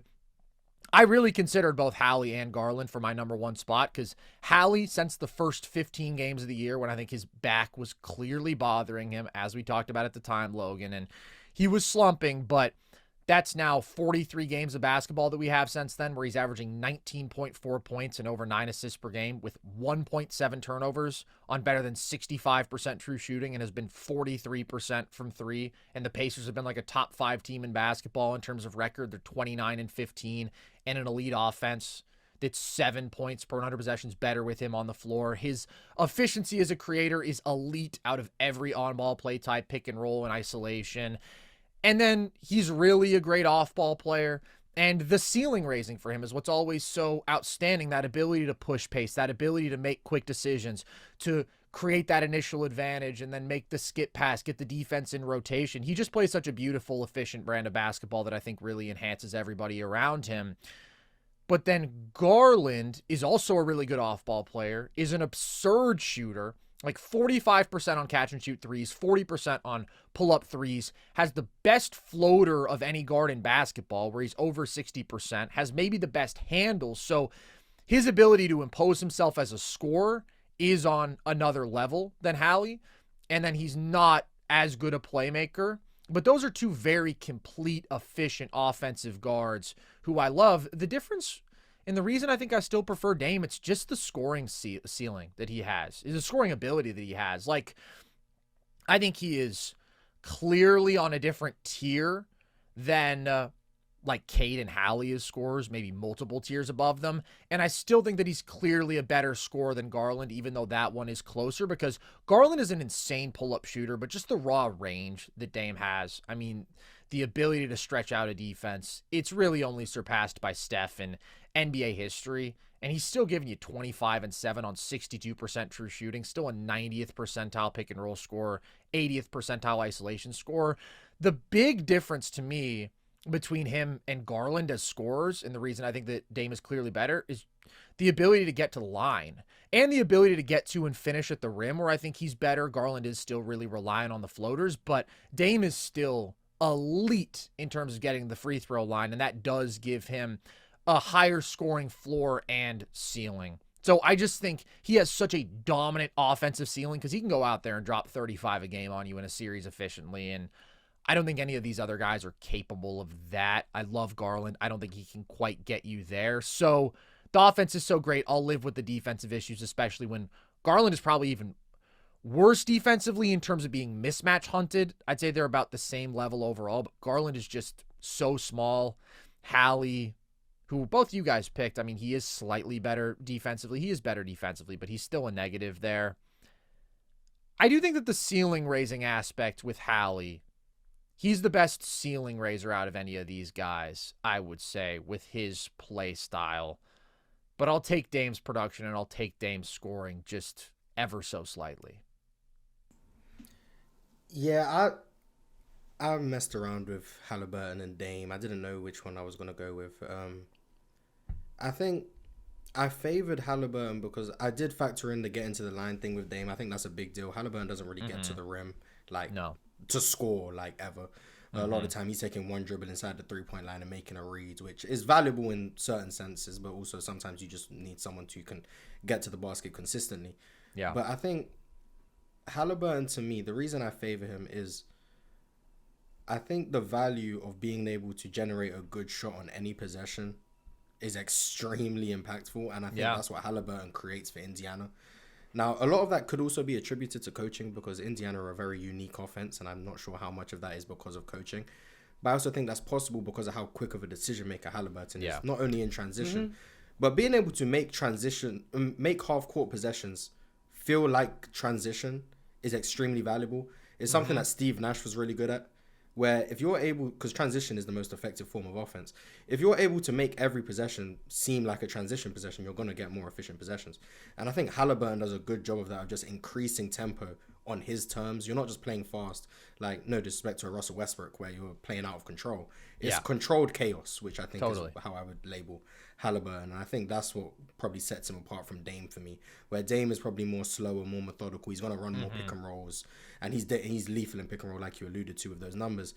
Haliburton doesn't run a ton of pick and rolls because a lot of what he does is coming off sets or advantages, and he's just keeping the dominoes falling. And it's relentless. So you're generating 4 or 5 good shots.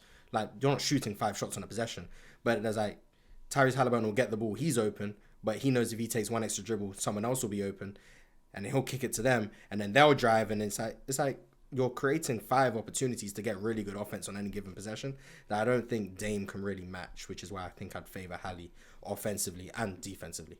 So that's fair.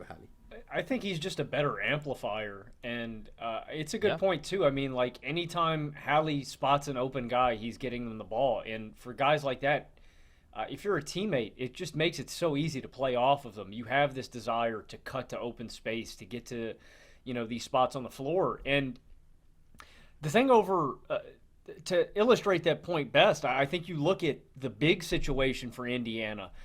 Miles Turner's best years have coincided with playing alongside Tyrese Haliburton. That's not a coincidence whatsoever. You look at him with Hallie versus him without Hallie, it's a drastic difference. They've had Thomas Bryant out there who's been passed around by a ton of NBA teams, and Haliburton's making him really effective as a roll man and as a pick and popper because he is just spoon-feeding this guy easy looks. He's just going to, like I said, he's going to amplify everybody around him, and I think as a point guard, I think that's the most valuable thing that you can do, and that's why I've always valued Haliburton so highly. It's not flashy, man, and I think that's why people it's not the sexiest game, but it's damn effective, and that's why I love Haliburton. He's so unselfish, and that's a guy I want leading my team. Listen, you guys are preaching to the choir here. I'm a huge Hallie guy. I've made basically all these pro Hallie arguments that you guys are making. But I would still have him number 2. His style and personality is immaculate. You love him, you man. You sound like a Hallie hater to me. He not number 1? No, you sound like a hater to me. I love Hallie, man. I love the way that he plays the game. I think that, if we're being honest, Tyrese Haliburton might be the best decision maker in basketball. Now, there are guys who maybe have to deal with some more complex decision-making trees because they draw more overwhelming defensive attention if you're talking about a Jokic or a Luka. But I just think that Hallie always makes the right play. He always capitalizes on that initial advantage. He's so extremely efficient as a basketball player, and I mean that in every sense. His literal scoring efficiency, but also just like the economy of his touches. Everything is so smart, so efficient, and like the guy doesn't turn the ball over. And I think that like there's truth throughout history that turnovers aren't always a bad thing, because turnovers mean that you're taking chances, and that's a good thing. But like I never feel like Hallie's being conservative, and yet he still doesn't turn the ball over. That is really impressive to me. The thing is, like, Dame is still just a monster scorer, bro. And if you look at the offensive results that he's produced without Giannis, like the Bucks still have a 115 offensive rating in those minutes, which is quite good. He produces per 75 possessions without Giannis 30.5 points, 9 assists on 65% true shooting, gets to the line at an obscene rate. Like, I think if Dame was running the show somewhere, he could still be producing some upper echelon offenses, especially because he's bounced back from last year and I think has been significantly better. But at the same time, Hallie is your offensive number one, consistently produces like these upper echelon 85th, 90th percentile offenses, which is really, really valuable. So I think that they're two great offensive players. I personally don't think you can go wrong. I think with the bounce back season that Dame has had, there is just a consistency there. And he has some volatility because of his reliance on the three. But, like, as much as I love Hallie's selflessness, there are games where you can X Hallie out as a scorer. I think that the box score consistently sells his impact short. And this is something that I've been saying for a long time, because people will look and say, oh, Hallie only averages even 19 and 9. And it's like, well, that doesn't really capture how great he is offensively.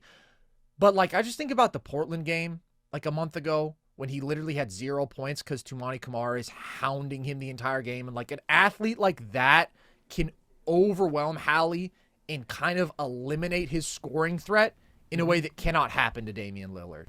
I do agree with that, and I think that's the edge that Dame would have over. I mean, Dame went off for 43 against Philadelphia. He went off for 38 against Golden State. I mean, there's a different level of ability to have a scoring explosion like that. And Haliburton is prone to those, but I mean, it's him getting hot from deep, and that's the only avenue to that happening. And I think that's an interesting case. I think that's why I consider Dame for the number one spot. To me, and maybe this isn't right to Dame, the fact that he's the number two, and like you said, he's produced great offensive results even without Giannis. I think I prefer Hallie as my number one. Okay. That's fair. I think that's the difference. I think I just prefer him as my number one guy. I love Hallie. And I'm so happy to see that the shot has come back to that truly elite level, because, like... But you're right. I mean, we saw, in sometimes not even defensive coverage will impact this, but we saw it last year in the playoffs where Haliburton would just not exert himself fully. He's ending games with 6 field goals. He's ending games with 7 field goal attempts, and you're... That's something that you really don't want to see out of your star. Even though that's a hallmark of his game, the unselfishness, I don't ever want to leave a playoff game where Hallie's sub double-digit attempts. I need him imposing his will on the game. I agree. I think that at times he can be overly selfless. It's mostly a great thing, how selfless he is. But if I were to criticize one aspect of his decision-making, it probably would be at times. I think that he can impose himself as a scorer a bit more, but also he does have certain limitations. He's not the level of scoring threat that a Dame is, and sometimes certain matchups just sort of expose that in him. But I love Hallie. I'm thrilled to hear you guys both have him number one. I mean, that makes me really happy, and I'll have him at number 2. Before we let you go, Marz, I want to do another historical conversation because, again, I think that that's one of the really fun things to talk about with you. I had a tweet a couple weeks ago where I put out my top 22 offensive peaks in NBA history in tiers. Players were not ranked within the tiers, but I just know that you have takes on this, and so I want to get those takes. I want you to tell me what you disagree with most. And Logan, I want you to do the same, but we'll start with Marz. But for anybody who does not have this tweet up in front of them, I'm just going to go through the tiers. Tier 1. Jokic, Jordan, LeBron, Curry, Magic. Again, players are not ranked within the tiers. Tier 2, Bird, Oscar, Shaq, Kareem, Nash, Wilt, Luka, Kevin Durant. Tier 3, Shai, Kobe, Jerry West, Dirk Nowitzki, Charles Barkley, and James Harden. Tier 4, Giannis, CP3, and Akeem. Marz, what makes you angriest out of those tiers? What do you disagree with most? I responded to that tweet, and the first thing I said was, I don't know what more Steve Nash has to do to be tier 1. So I guess my biggest disagreement was Steve Nash being in that tier 2. For me personally, I think he's very, very clearly a tier 1 offensive player. I think the results speak for themselves. I think he's the second best passer of all time. I think he's probably the best half-court passer of all time. Is that above Jokic? You have Magic 1? Yeah, I have Magic 1. I'd have Magic 1, Nash 2, Jokic 3, probably. I think as a decision maker, I actually think he's the best decision maker I've ever seen. Being able to manufacture easy opportunities for his teammates at a rate that no one's ever been able to. I think he's one of the 5 best shooters of all time. And for me, the 2 most valuable things an offensive player can do is pass the ball and shoot the ball. Those are the 2 most valuable things. And Steve Nash is the only player in NBA history who I think has a strong case, to be top 5 at both of those things in the history of the game. Passing, I don't think it's a question. Shooting, I can understand people saying he didn't shoot enough threes, but when you look at his free throw percentages year after year, I think he's second all time to Steph Curry. When you look at his ability in the mid-range, I think he was one of the highest mid-range efficiency players of all time. I believe he led the league in true shooting before. From 3, it wasn't the highest volume, but routinely a 40% three-point shooter, sometimes 45, 46%. So just the overall shooting ability was insane. And then his handle, he wasn't the flashy Kyrie Irving type handle where it's like he's able to just knife through defenses by doing a bunch of ridiculous things you've never seen before. But the ability to never pick up your dribble is something that I find very valuable. It's called, what is it called? Nashing, when you're dribbling around in circles in the paint. Defenses not being able to force you to pick up your dribble is extremely valuable because it doesn't limit what you're able to do. When you pick up your dribble, now you can only pass or shoot. Steve Nash was never limited to what he could do because his dribble was always alive. And I alluded to it with Tyrese Haliburton, his ability to play the game at his pace, but his pace was frantic, was extremely valuable. If you're able to speed the game up and have possessions feel like they're transition possessions, you're going up against defenses that aren't set, or you're able to make defenses go into rotation. That's extremely valuable, and I think that's something that Steve Nash did at an elite level, maybe the best level of all time, and that's why he was responsible for some of the best offenses of all time in Dallas, in Phoenix, with D'Antoni, without D'Antoni. The results always remained the same. Even in 06, without Amari Stoudemire, they were the second or third ranked offense in the NBA.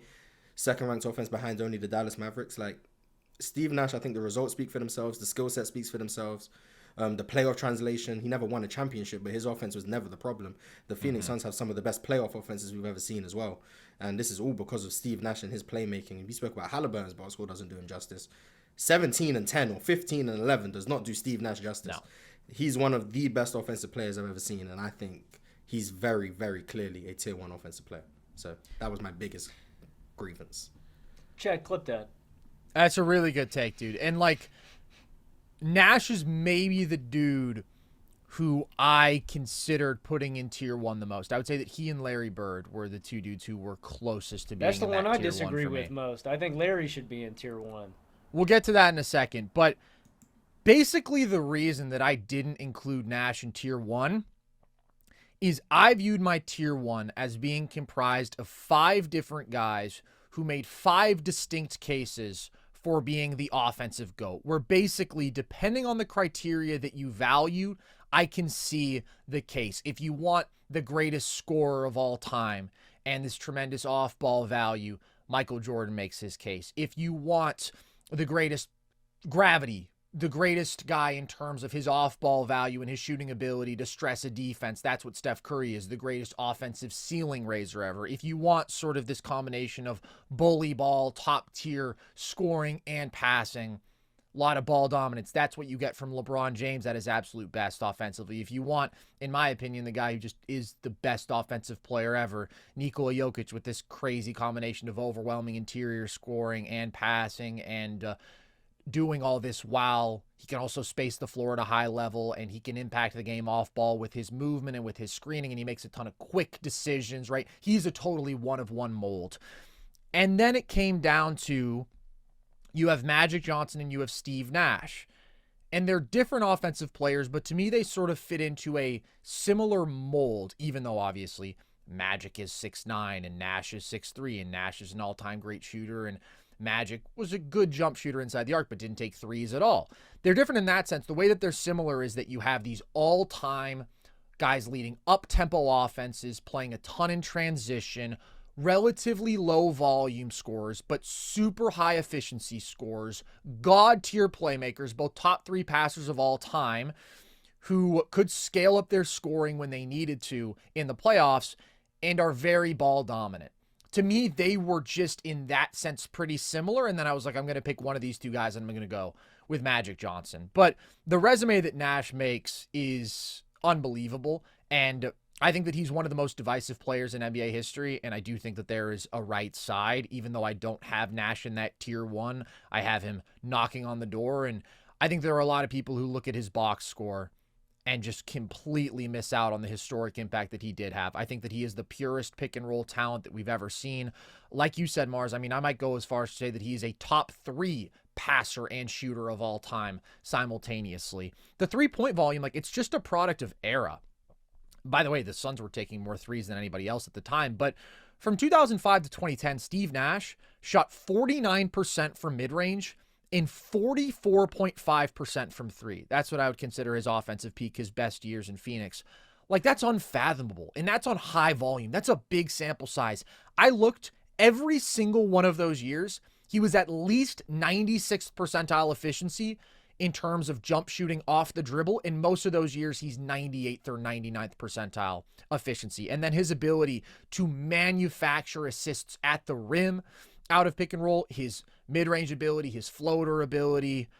I mean, a lot of the greatest offenses in NBA history were engineered by Steve Nash. The reason that I prefer Magic just slightly is I think that Magic was ultimately the better scorer. I think that although Nash has some incredible scoring performances in the playoffs, you look at like the 2005 series against Dallas, and he could ramp up his scoring volume and maintain really good efficiency, elite efficiency.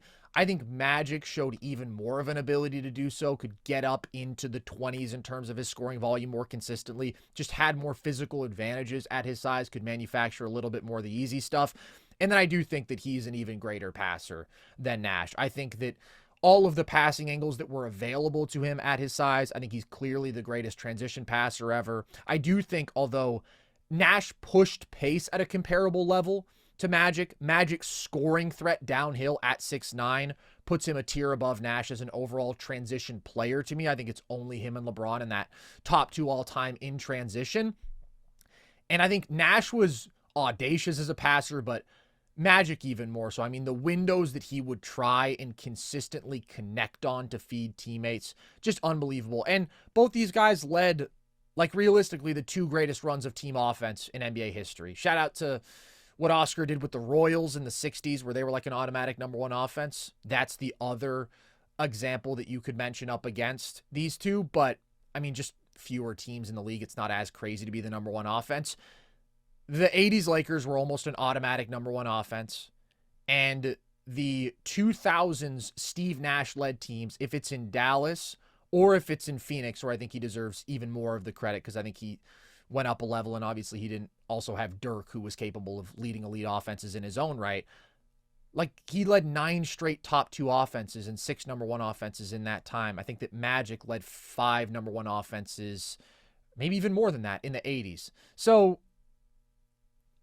I have no problem with Nash being in anyone's tier 1. My rationale, again, was just the way that I was looking at it from the distinct offensive GOAT cases. And if I was going to choose one of those low volume scoring, genius playmaking, ball dominant point guards, I was going to take Magic over Nash. That's the only reason he's not in my tier 1, basically. It hurts, but it makes sense. It hurts, but it makes sense. I'm sorry, man. I hate to hurt it because I love Nash. I love Steve Nash. I do. I think he's a joy to watch. Logan, do you have anything you want to add to Nash, or do you want to talk about Bird? I just don't get how you can say all those things and not have him in tier 1. I think I don't know, kind of like Marz said, I think the offensive results speak for themselves. And You would have Nash in your tier 1 offensively? Ever? I would. I'd also have Bird, I think. I think when, Marz talking about the most valuable things you can do are pass and score, pass and shoot at a high level offensively. And I just feel like Bird's different because Bird, and I think situation is important too, right? Like Steve is manufacturing all these looks for people, and maybe that's where you disagree, is that Bird's not like that on-ball guy because, they could run stuff through McHale. But I think his malleability is like his superpower, like his super strength and his ability to fit anywhere, any era, any team. I think Bird would make them a great offense. And so I can hear, like, because Bird wasn't as dominant as a ball handler, I could hear the case for him being in like tier 2. I was confused as to why Chris Paul was in tier 4, though. I feel like Chris Paul's a tier 3 guy for me. Like, wherever Harden is, I feel like Chris Paul's got to be in the same tier or above him. Can I talk about Bird real quick James first? Harden. Okay, we'll get back to that. I just want to explain why I didn't have sorry, Bird Marz. in my tier 1. I'm not a Harden guy. I never have been, man. Clearly, but okay. So I used to have Bird in my tier 1 offensively. He used to be the 6th guy for me. And then I thought, with the same criteria that I was applying that kept Nash out, I thought, what could possibly be the criteria that I value that makes me think Larry Bird is a better offensive player than Nikola Jokic? And I realized there is none. If I want that sort of off-ball movement, if I want that sort of quick decision-making as a passer, I can get a bigger, stronger, fully evolved version of Bird. Like, it's a good argument, but like basically, man, if I want a guy who can be more overwhelmingly efficient, which Bird wasn't, his true shooting percentage was consistently a few points above league average, but not like Jokic. Like, what if I could put Larry Bird in a 7-foot, 280-pound body, and I mean, make it him is. an That's even the better comp. passer? I think that is the comp for Jokic, is big and Larry I can make Bird. him an elite screener and an incredible offensive rebounder. Jokic just has more overwhelming advantages, and I think that he has basically all the same A-plus strengths that Larry does. Larry's a better shooter and is more comfortable doing so in tight windows, and his release is quicker, but Jokic is still an incredible shooter, one of the great mid-range shooters we've seen, and now he's 44% from deep on legitimate volume. That's what it came down to. Like, Larry's right there. I agree. His malleability is unbelievable. He's one of the greatest plug-and-play offensive players ever. I think he's the best touch passer. We've seen he could just do so many things for you. His cutting, his feel is unbelievable, and that makes him an A-plus offensive player anywhere. It's just like, all those same things make Jokic an A-plus offensive player anywhere. And then, like, if I also need somebody who can just absolutely destroy anybody in single coverage out of the post and just walk into a 65 to 70% shot in the paint off the roll or out of the post because he has the greatest paint touch we've ever seen, that's what Jokic gets me. So that's why I didn't have Larry in my tier 1. Shall we talk about Harden versus CP3? Or why I had CP3 in tier 4? The reason that I had CP3 in tier 4 and not in tier 3, I think basically comes down to the fact that I feel like everybody in tier 3 has some pretty overwhelming advantages. Shai, we talked about his scoring enough. Kobe, we've talked about his scoring enough. Jerry West, I mean, just utterly dominant scorer. His ability to get to the rim at a high rate, to get to the line at a high rate, and then also be a really effective pull-up shooter, jump shooter, and develop into a really great playmaker. I mean, there's not a lot of dudes who could routinely average 29 and 8 on absurd efficiency, regular season and playoffs, and that's what Jerry West did. Dirk just led so many elite offenses throughout the 2000s. Every single year of that decade, I believe they are a top 8 offense. In most years, they're like a top 3 offense, and they remained elite offenses after Nash left. I just think his overall scoring ability is some of the greatest we've ever seen. His ability to space the floor, obviously, but I would probably say he's the greatest isolationist of the 2000s. Just a walking mismatch, underratedly agile, underratedly elite at getting to the line at his prime. So that's why I think even though he's not a great playmaker, his scoring was so valuable. It made him that level of an offensive engine. Barkley, I mean, God-tier efficiency, God-tier offensive rebounding, really good playmaking, super versatile scoring forward. Literally led the league in true shooting percentage 4 straight years, and this guy was 6'5". Like, we've never seen anything like that since, especially from a star. And then Harden, like, yeah, we can talk about the playoff dropping, but again, the playoff dropping is still to pretty great production, and there were a whole lot of teams who could do absolutely nothing with James Harden, and they resorted to trapping him the second that he passes half court, and they resorted to guarding him from behind, and all of these gimmicks and oddities that like just speak to his greatness as an offensive player. Logan, you're really low on Harden, because there were a lot of people who were upset that I had Harden in tier 3 and not higher, and the reason I didn't have him higher is because of my issues with him in the playoffs. But CP3, I love the guy. It's just very ball dominant, efficient, but not top tier efficiency, because he doesn't get himself a ton of that easy stuff around the rim. The assist numbers are massive, and he is a great passer. But I think there are a lot of people who would look at Nash's box score compared to CP3 and say, well, how are they 2 tiers apart? Or how would you guys maybe even have them 3 tiers apart or whatever? If you have Nash in tier 1, I mean, the efficiency gap is real. CP3 is a great shooter. He's not close to Steve Nash's level as a shooter. And the passing gap, I think, is still real. I think that we talk about audacity and aggression. You have to take some chances to create the most valuable shots, those being basically assists for your teammates at the rim. And I think that Nash was significantly better at that than Chris Paul if we're to compare those two. So when it comes to CP3 versus Harden, I just think Harden's overwhelming scoring peak while still being a great passer, not CP3's level. I prefer that because I know that you don't like the style that you get with Harden, Logan. And CP3 has more versatility as a shot maker because he's such a mid-range titan. But like CP3 is also super ball dominant. So it's not like he has the advantage of being like a guy who's going to scale in a ton of situations in a way that Harden doesn't. So yeah, to me, it's basically about the scoring gap. I think Harden left defenses helpless more often than CP3 did. Yeah, I don't think they're really comparable as scorers. I think there's a really wide gap there, but it's like, I still do think CP's more selfless. Like, he's looking to set up his teammates for shots. I just feel like that inherently, that style of play is going to lead you to wearing down. It's going to lead you to being tired in the playoffs. And Chris Paul thrived in every situation that he ever played in. 100%. Like, you could drop Chris Paul. And I guess you could say the same thing about Harden, because Harden was that Rockets offense. I mean, it's him going to work every possession. And I value that to a decent level. It's just, I think underratedly, then he went out and he led great offense in Brooklyn when he was healthy.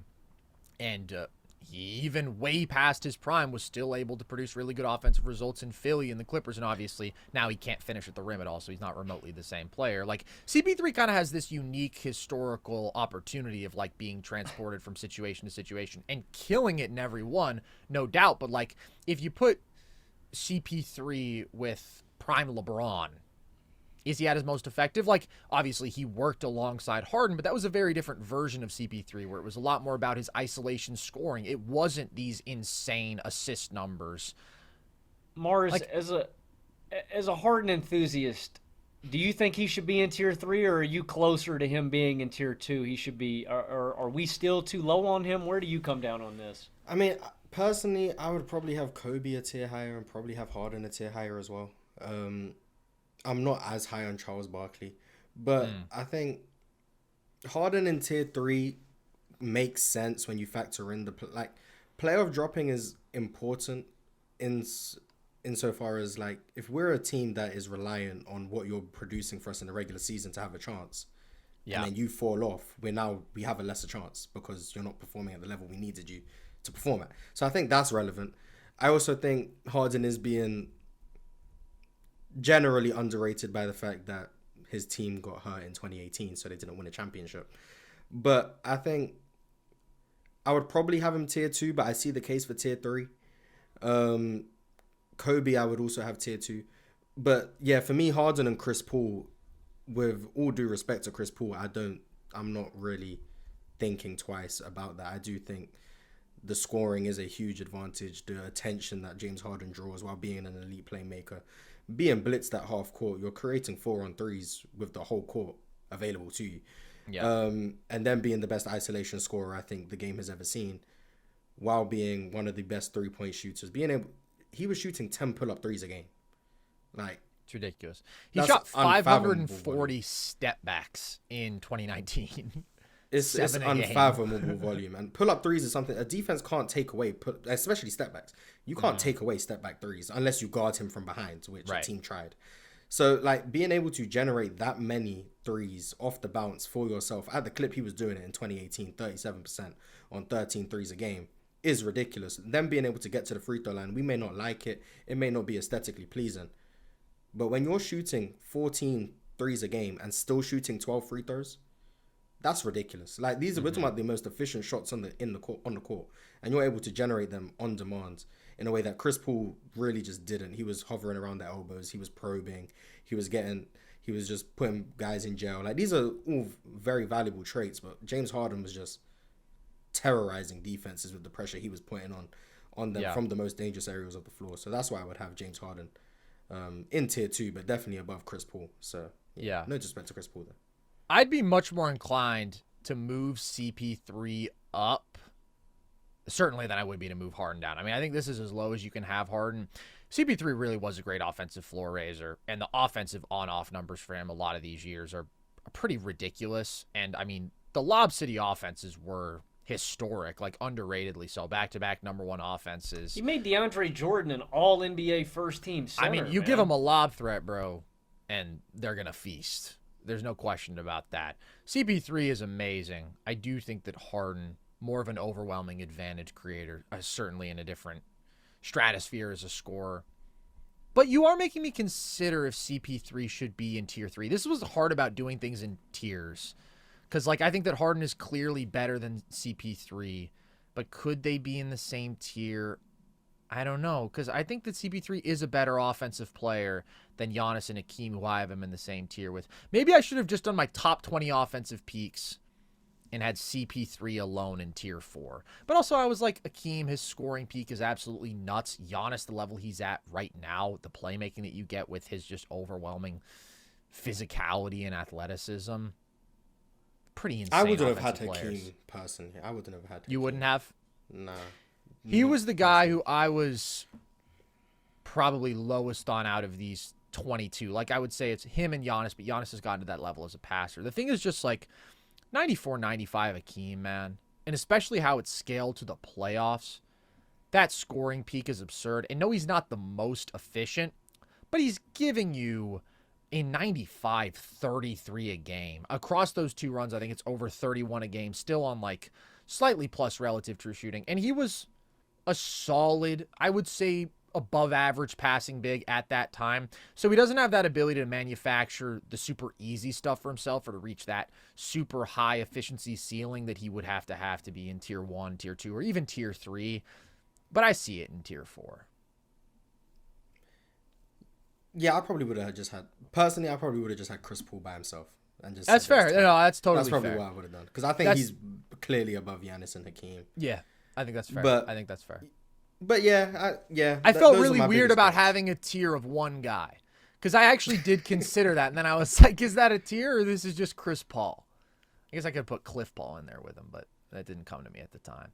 But, like, is there anybody who you would have higher than Hakeem, or do you just think CP3 is clear of Hakeem by enough that they shouldn't be in the same tier? Well, yeah, I do think Chris Paul is clearly ahead of Hakeem. Anyone who I would have higher than Hakeem? I would really have to think about that. Yeah. Not to put you on the spot, I was just I do think Damian Lillard is an honorable mention. Fair. I do think Damian Lillard is someone who, you look around 2019 to 2023, like that period of Damian Lillard. 2022 notwithstanding, he was hurt. But like you look at that period of Damian Lillard where I think Damian Lillard has the deepest range in NBA history. I hesitate when I say it because obviously I'm talking about Steph here, but I do think he has the deepest range in NBA history. I do think he did force defenses into some of the more aggressive coverages, especially out of pick and roll, from the range in which he was a threat. And then he was a monstrous pick and roll player. He was making offenses with Yusuf Nurkic, who was good at this time. Once upon a time, there was a time where Yusuf Nurkic was a good player. But he was making these offenses perform like the best offense in the sport. And they weren't to that level. And it was solely because of Damian Lillard and his scoring that he's another high volume 3-point shooter who was elite at getting to the line. I think that's the one thing that Steph is like really missed in his career. He's the high volume 3-point shooter who doesn't really get to the line at a level like Dame does. Dame is relentless, shooting 8-9 free throws a game while being a high volume 3-point shooter. And he was a good enough passer with the gravity he commanded to where I do think he probably would be in this tier 4 for me. You're right. Ahead of a guy like Hakeem, maybe even Giannis. So that's probably where I would. Honestly, I should have had Dame in this tier if I was going to include Giannis and if I was going to include Hakeem. I just agree with that flat out. I think 2023 Dame is just like one of the greatest offensive seasons ever, honestly. What he did, they were better than a 90th percentile offense when he was on the floor with that supporting cast, 32 a game on 65% true shooting. With 7 assists. Just like, man, his ability to stress a defense. Like you said, that combination of threes and free throws that he had, it's underratedly like top tier all time. Dame is an absolute monster. Any other gripes that you guys have? Anything Any love else? for known scumbag Kevin Johnson? Not this high, but I mean, KJ was a monster. I mean, I do think there is a certain Jazz power forward who is also quite good offensively.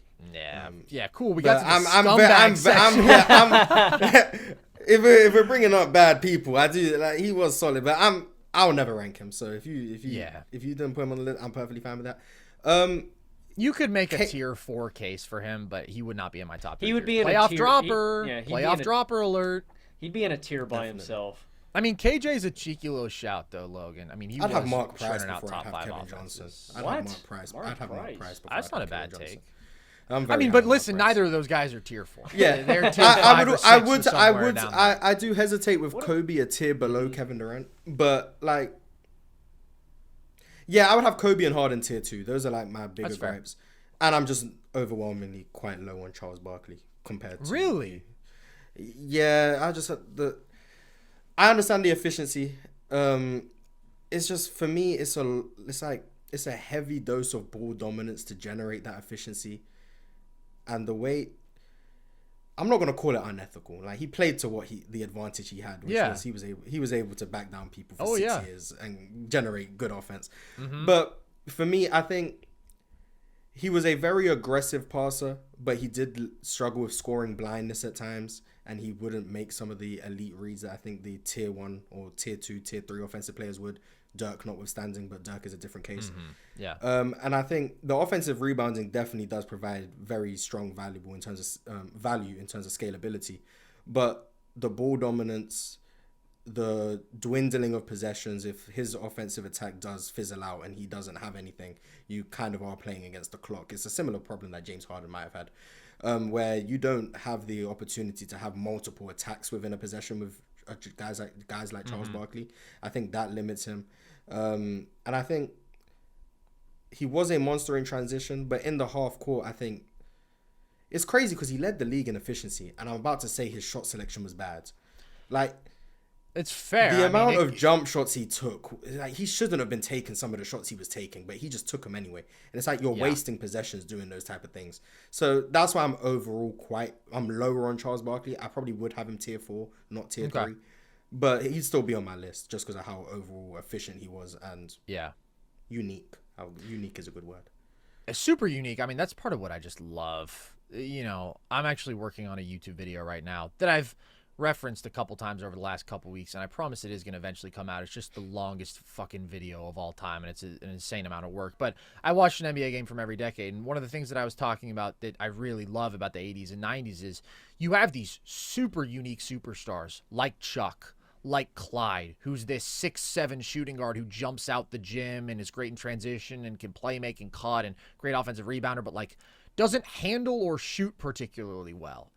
There's no such thing as a star shooting guard in 2025 who doesn't handle or shoot particularly well, and like that's what Clyde could do. Chuck was this 6'6", 250-something bowling ball post-up machine who was crazy efficient, got to the line at this elite rate. Like, dudes like that just don't exist in today's NBA, and I do think that that's pretty cool. But maybe I'm a little higher on Chuck off-ball than you. I think he did some good stuff as a cutter.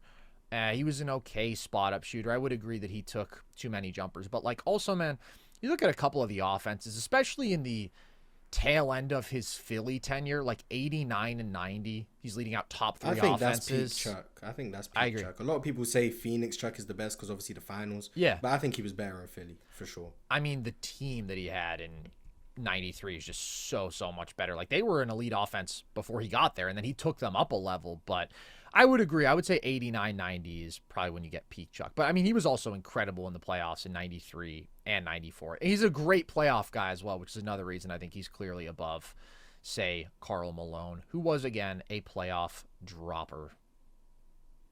Any final thoughts, gentlemen? Terrible human being. Also a terrible human being. Yeah, fuck Karl Malone. On that note, fuck Karl Malone. Let's wrap this puppy up. This was a ton of fun, Marz. Thank you for coming on, man. It's always really, really fun to talk with you, like I said. Personally, some of my favorite conversations are the historical stuff where we can really talk about some of these great players and differ or agree in our opinions. I enjoy all of it, so I appreciate you giving us your perspective on that. Everybody go ahead and check out Marz on the panel, Player's Choice. Go ahead and check out the Hoop Talk podcast. Is there anything else that you want to plug? No, I don't really be doing much. So yeah, that's it. Marz Talk Sports on YouTube, and then you can find me on Player's Choice as well. Very different vibe over on Player's Choice compared to here. A lot more different conversations. We were probably more like-minded on this show, I would say. I just had to listen to Trae Young is better than Steve Nash yesterday. So That's crazy. No. So Wait, yeah, who came with that? Very different conversations, but entertaining nonetheless. So definitely check that out. But yeah, this was a lot of fun. I had fun. 2 hours practically flew by. This didn't feel like nearly 2 hours. I'm Not glad at to all. hear it. Not at I'm all. glad to hear it Yeah. because you came in here already having talked for 3 hours. You say you don't do a lot, but you do talk for 3 hours. Or you don't talk, but you're on the show for 3 hours like every day on Player's Choice, which is a ton of fun, which we did a few weeks ago. We did that when De'Aaron Fox had just been traded, and we may or may not be returning soon. So stay tuned in. Go ahead and subscribe to them, and stay locked in with Marz everywhere because he's really got phenomenal takes and knowledge, as I'm sure you guys were able to tell in this episode. If you want more of our stuff, subscribe to our YouTube channel. You get all of our full shows here about the NBA and the NFL, mostly NBA right now because it's that time of year. And you can also see the video essays and the video breakdowns that we do where we go more in depth with a specific topic and get into some film and always have fun with those. That's on our YouTube channel. You can also just listen to the pod across all audio platforms, and you can follow us across social media, TikTok and Instagram @NerdSesh, and Twitter @nerd_sesh. So with that, big shout out to Marz. Everybody, again, go check him out. Appreciate you coming on, my man. I've been Carson Breber. I have been Logan Camden. And this was Nerd Sesh.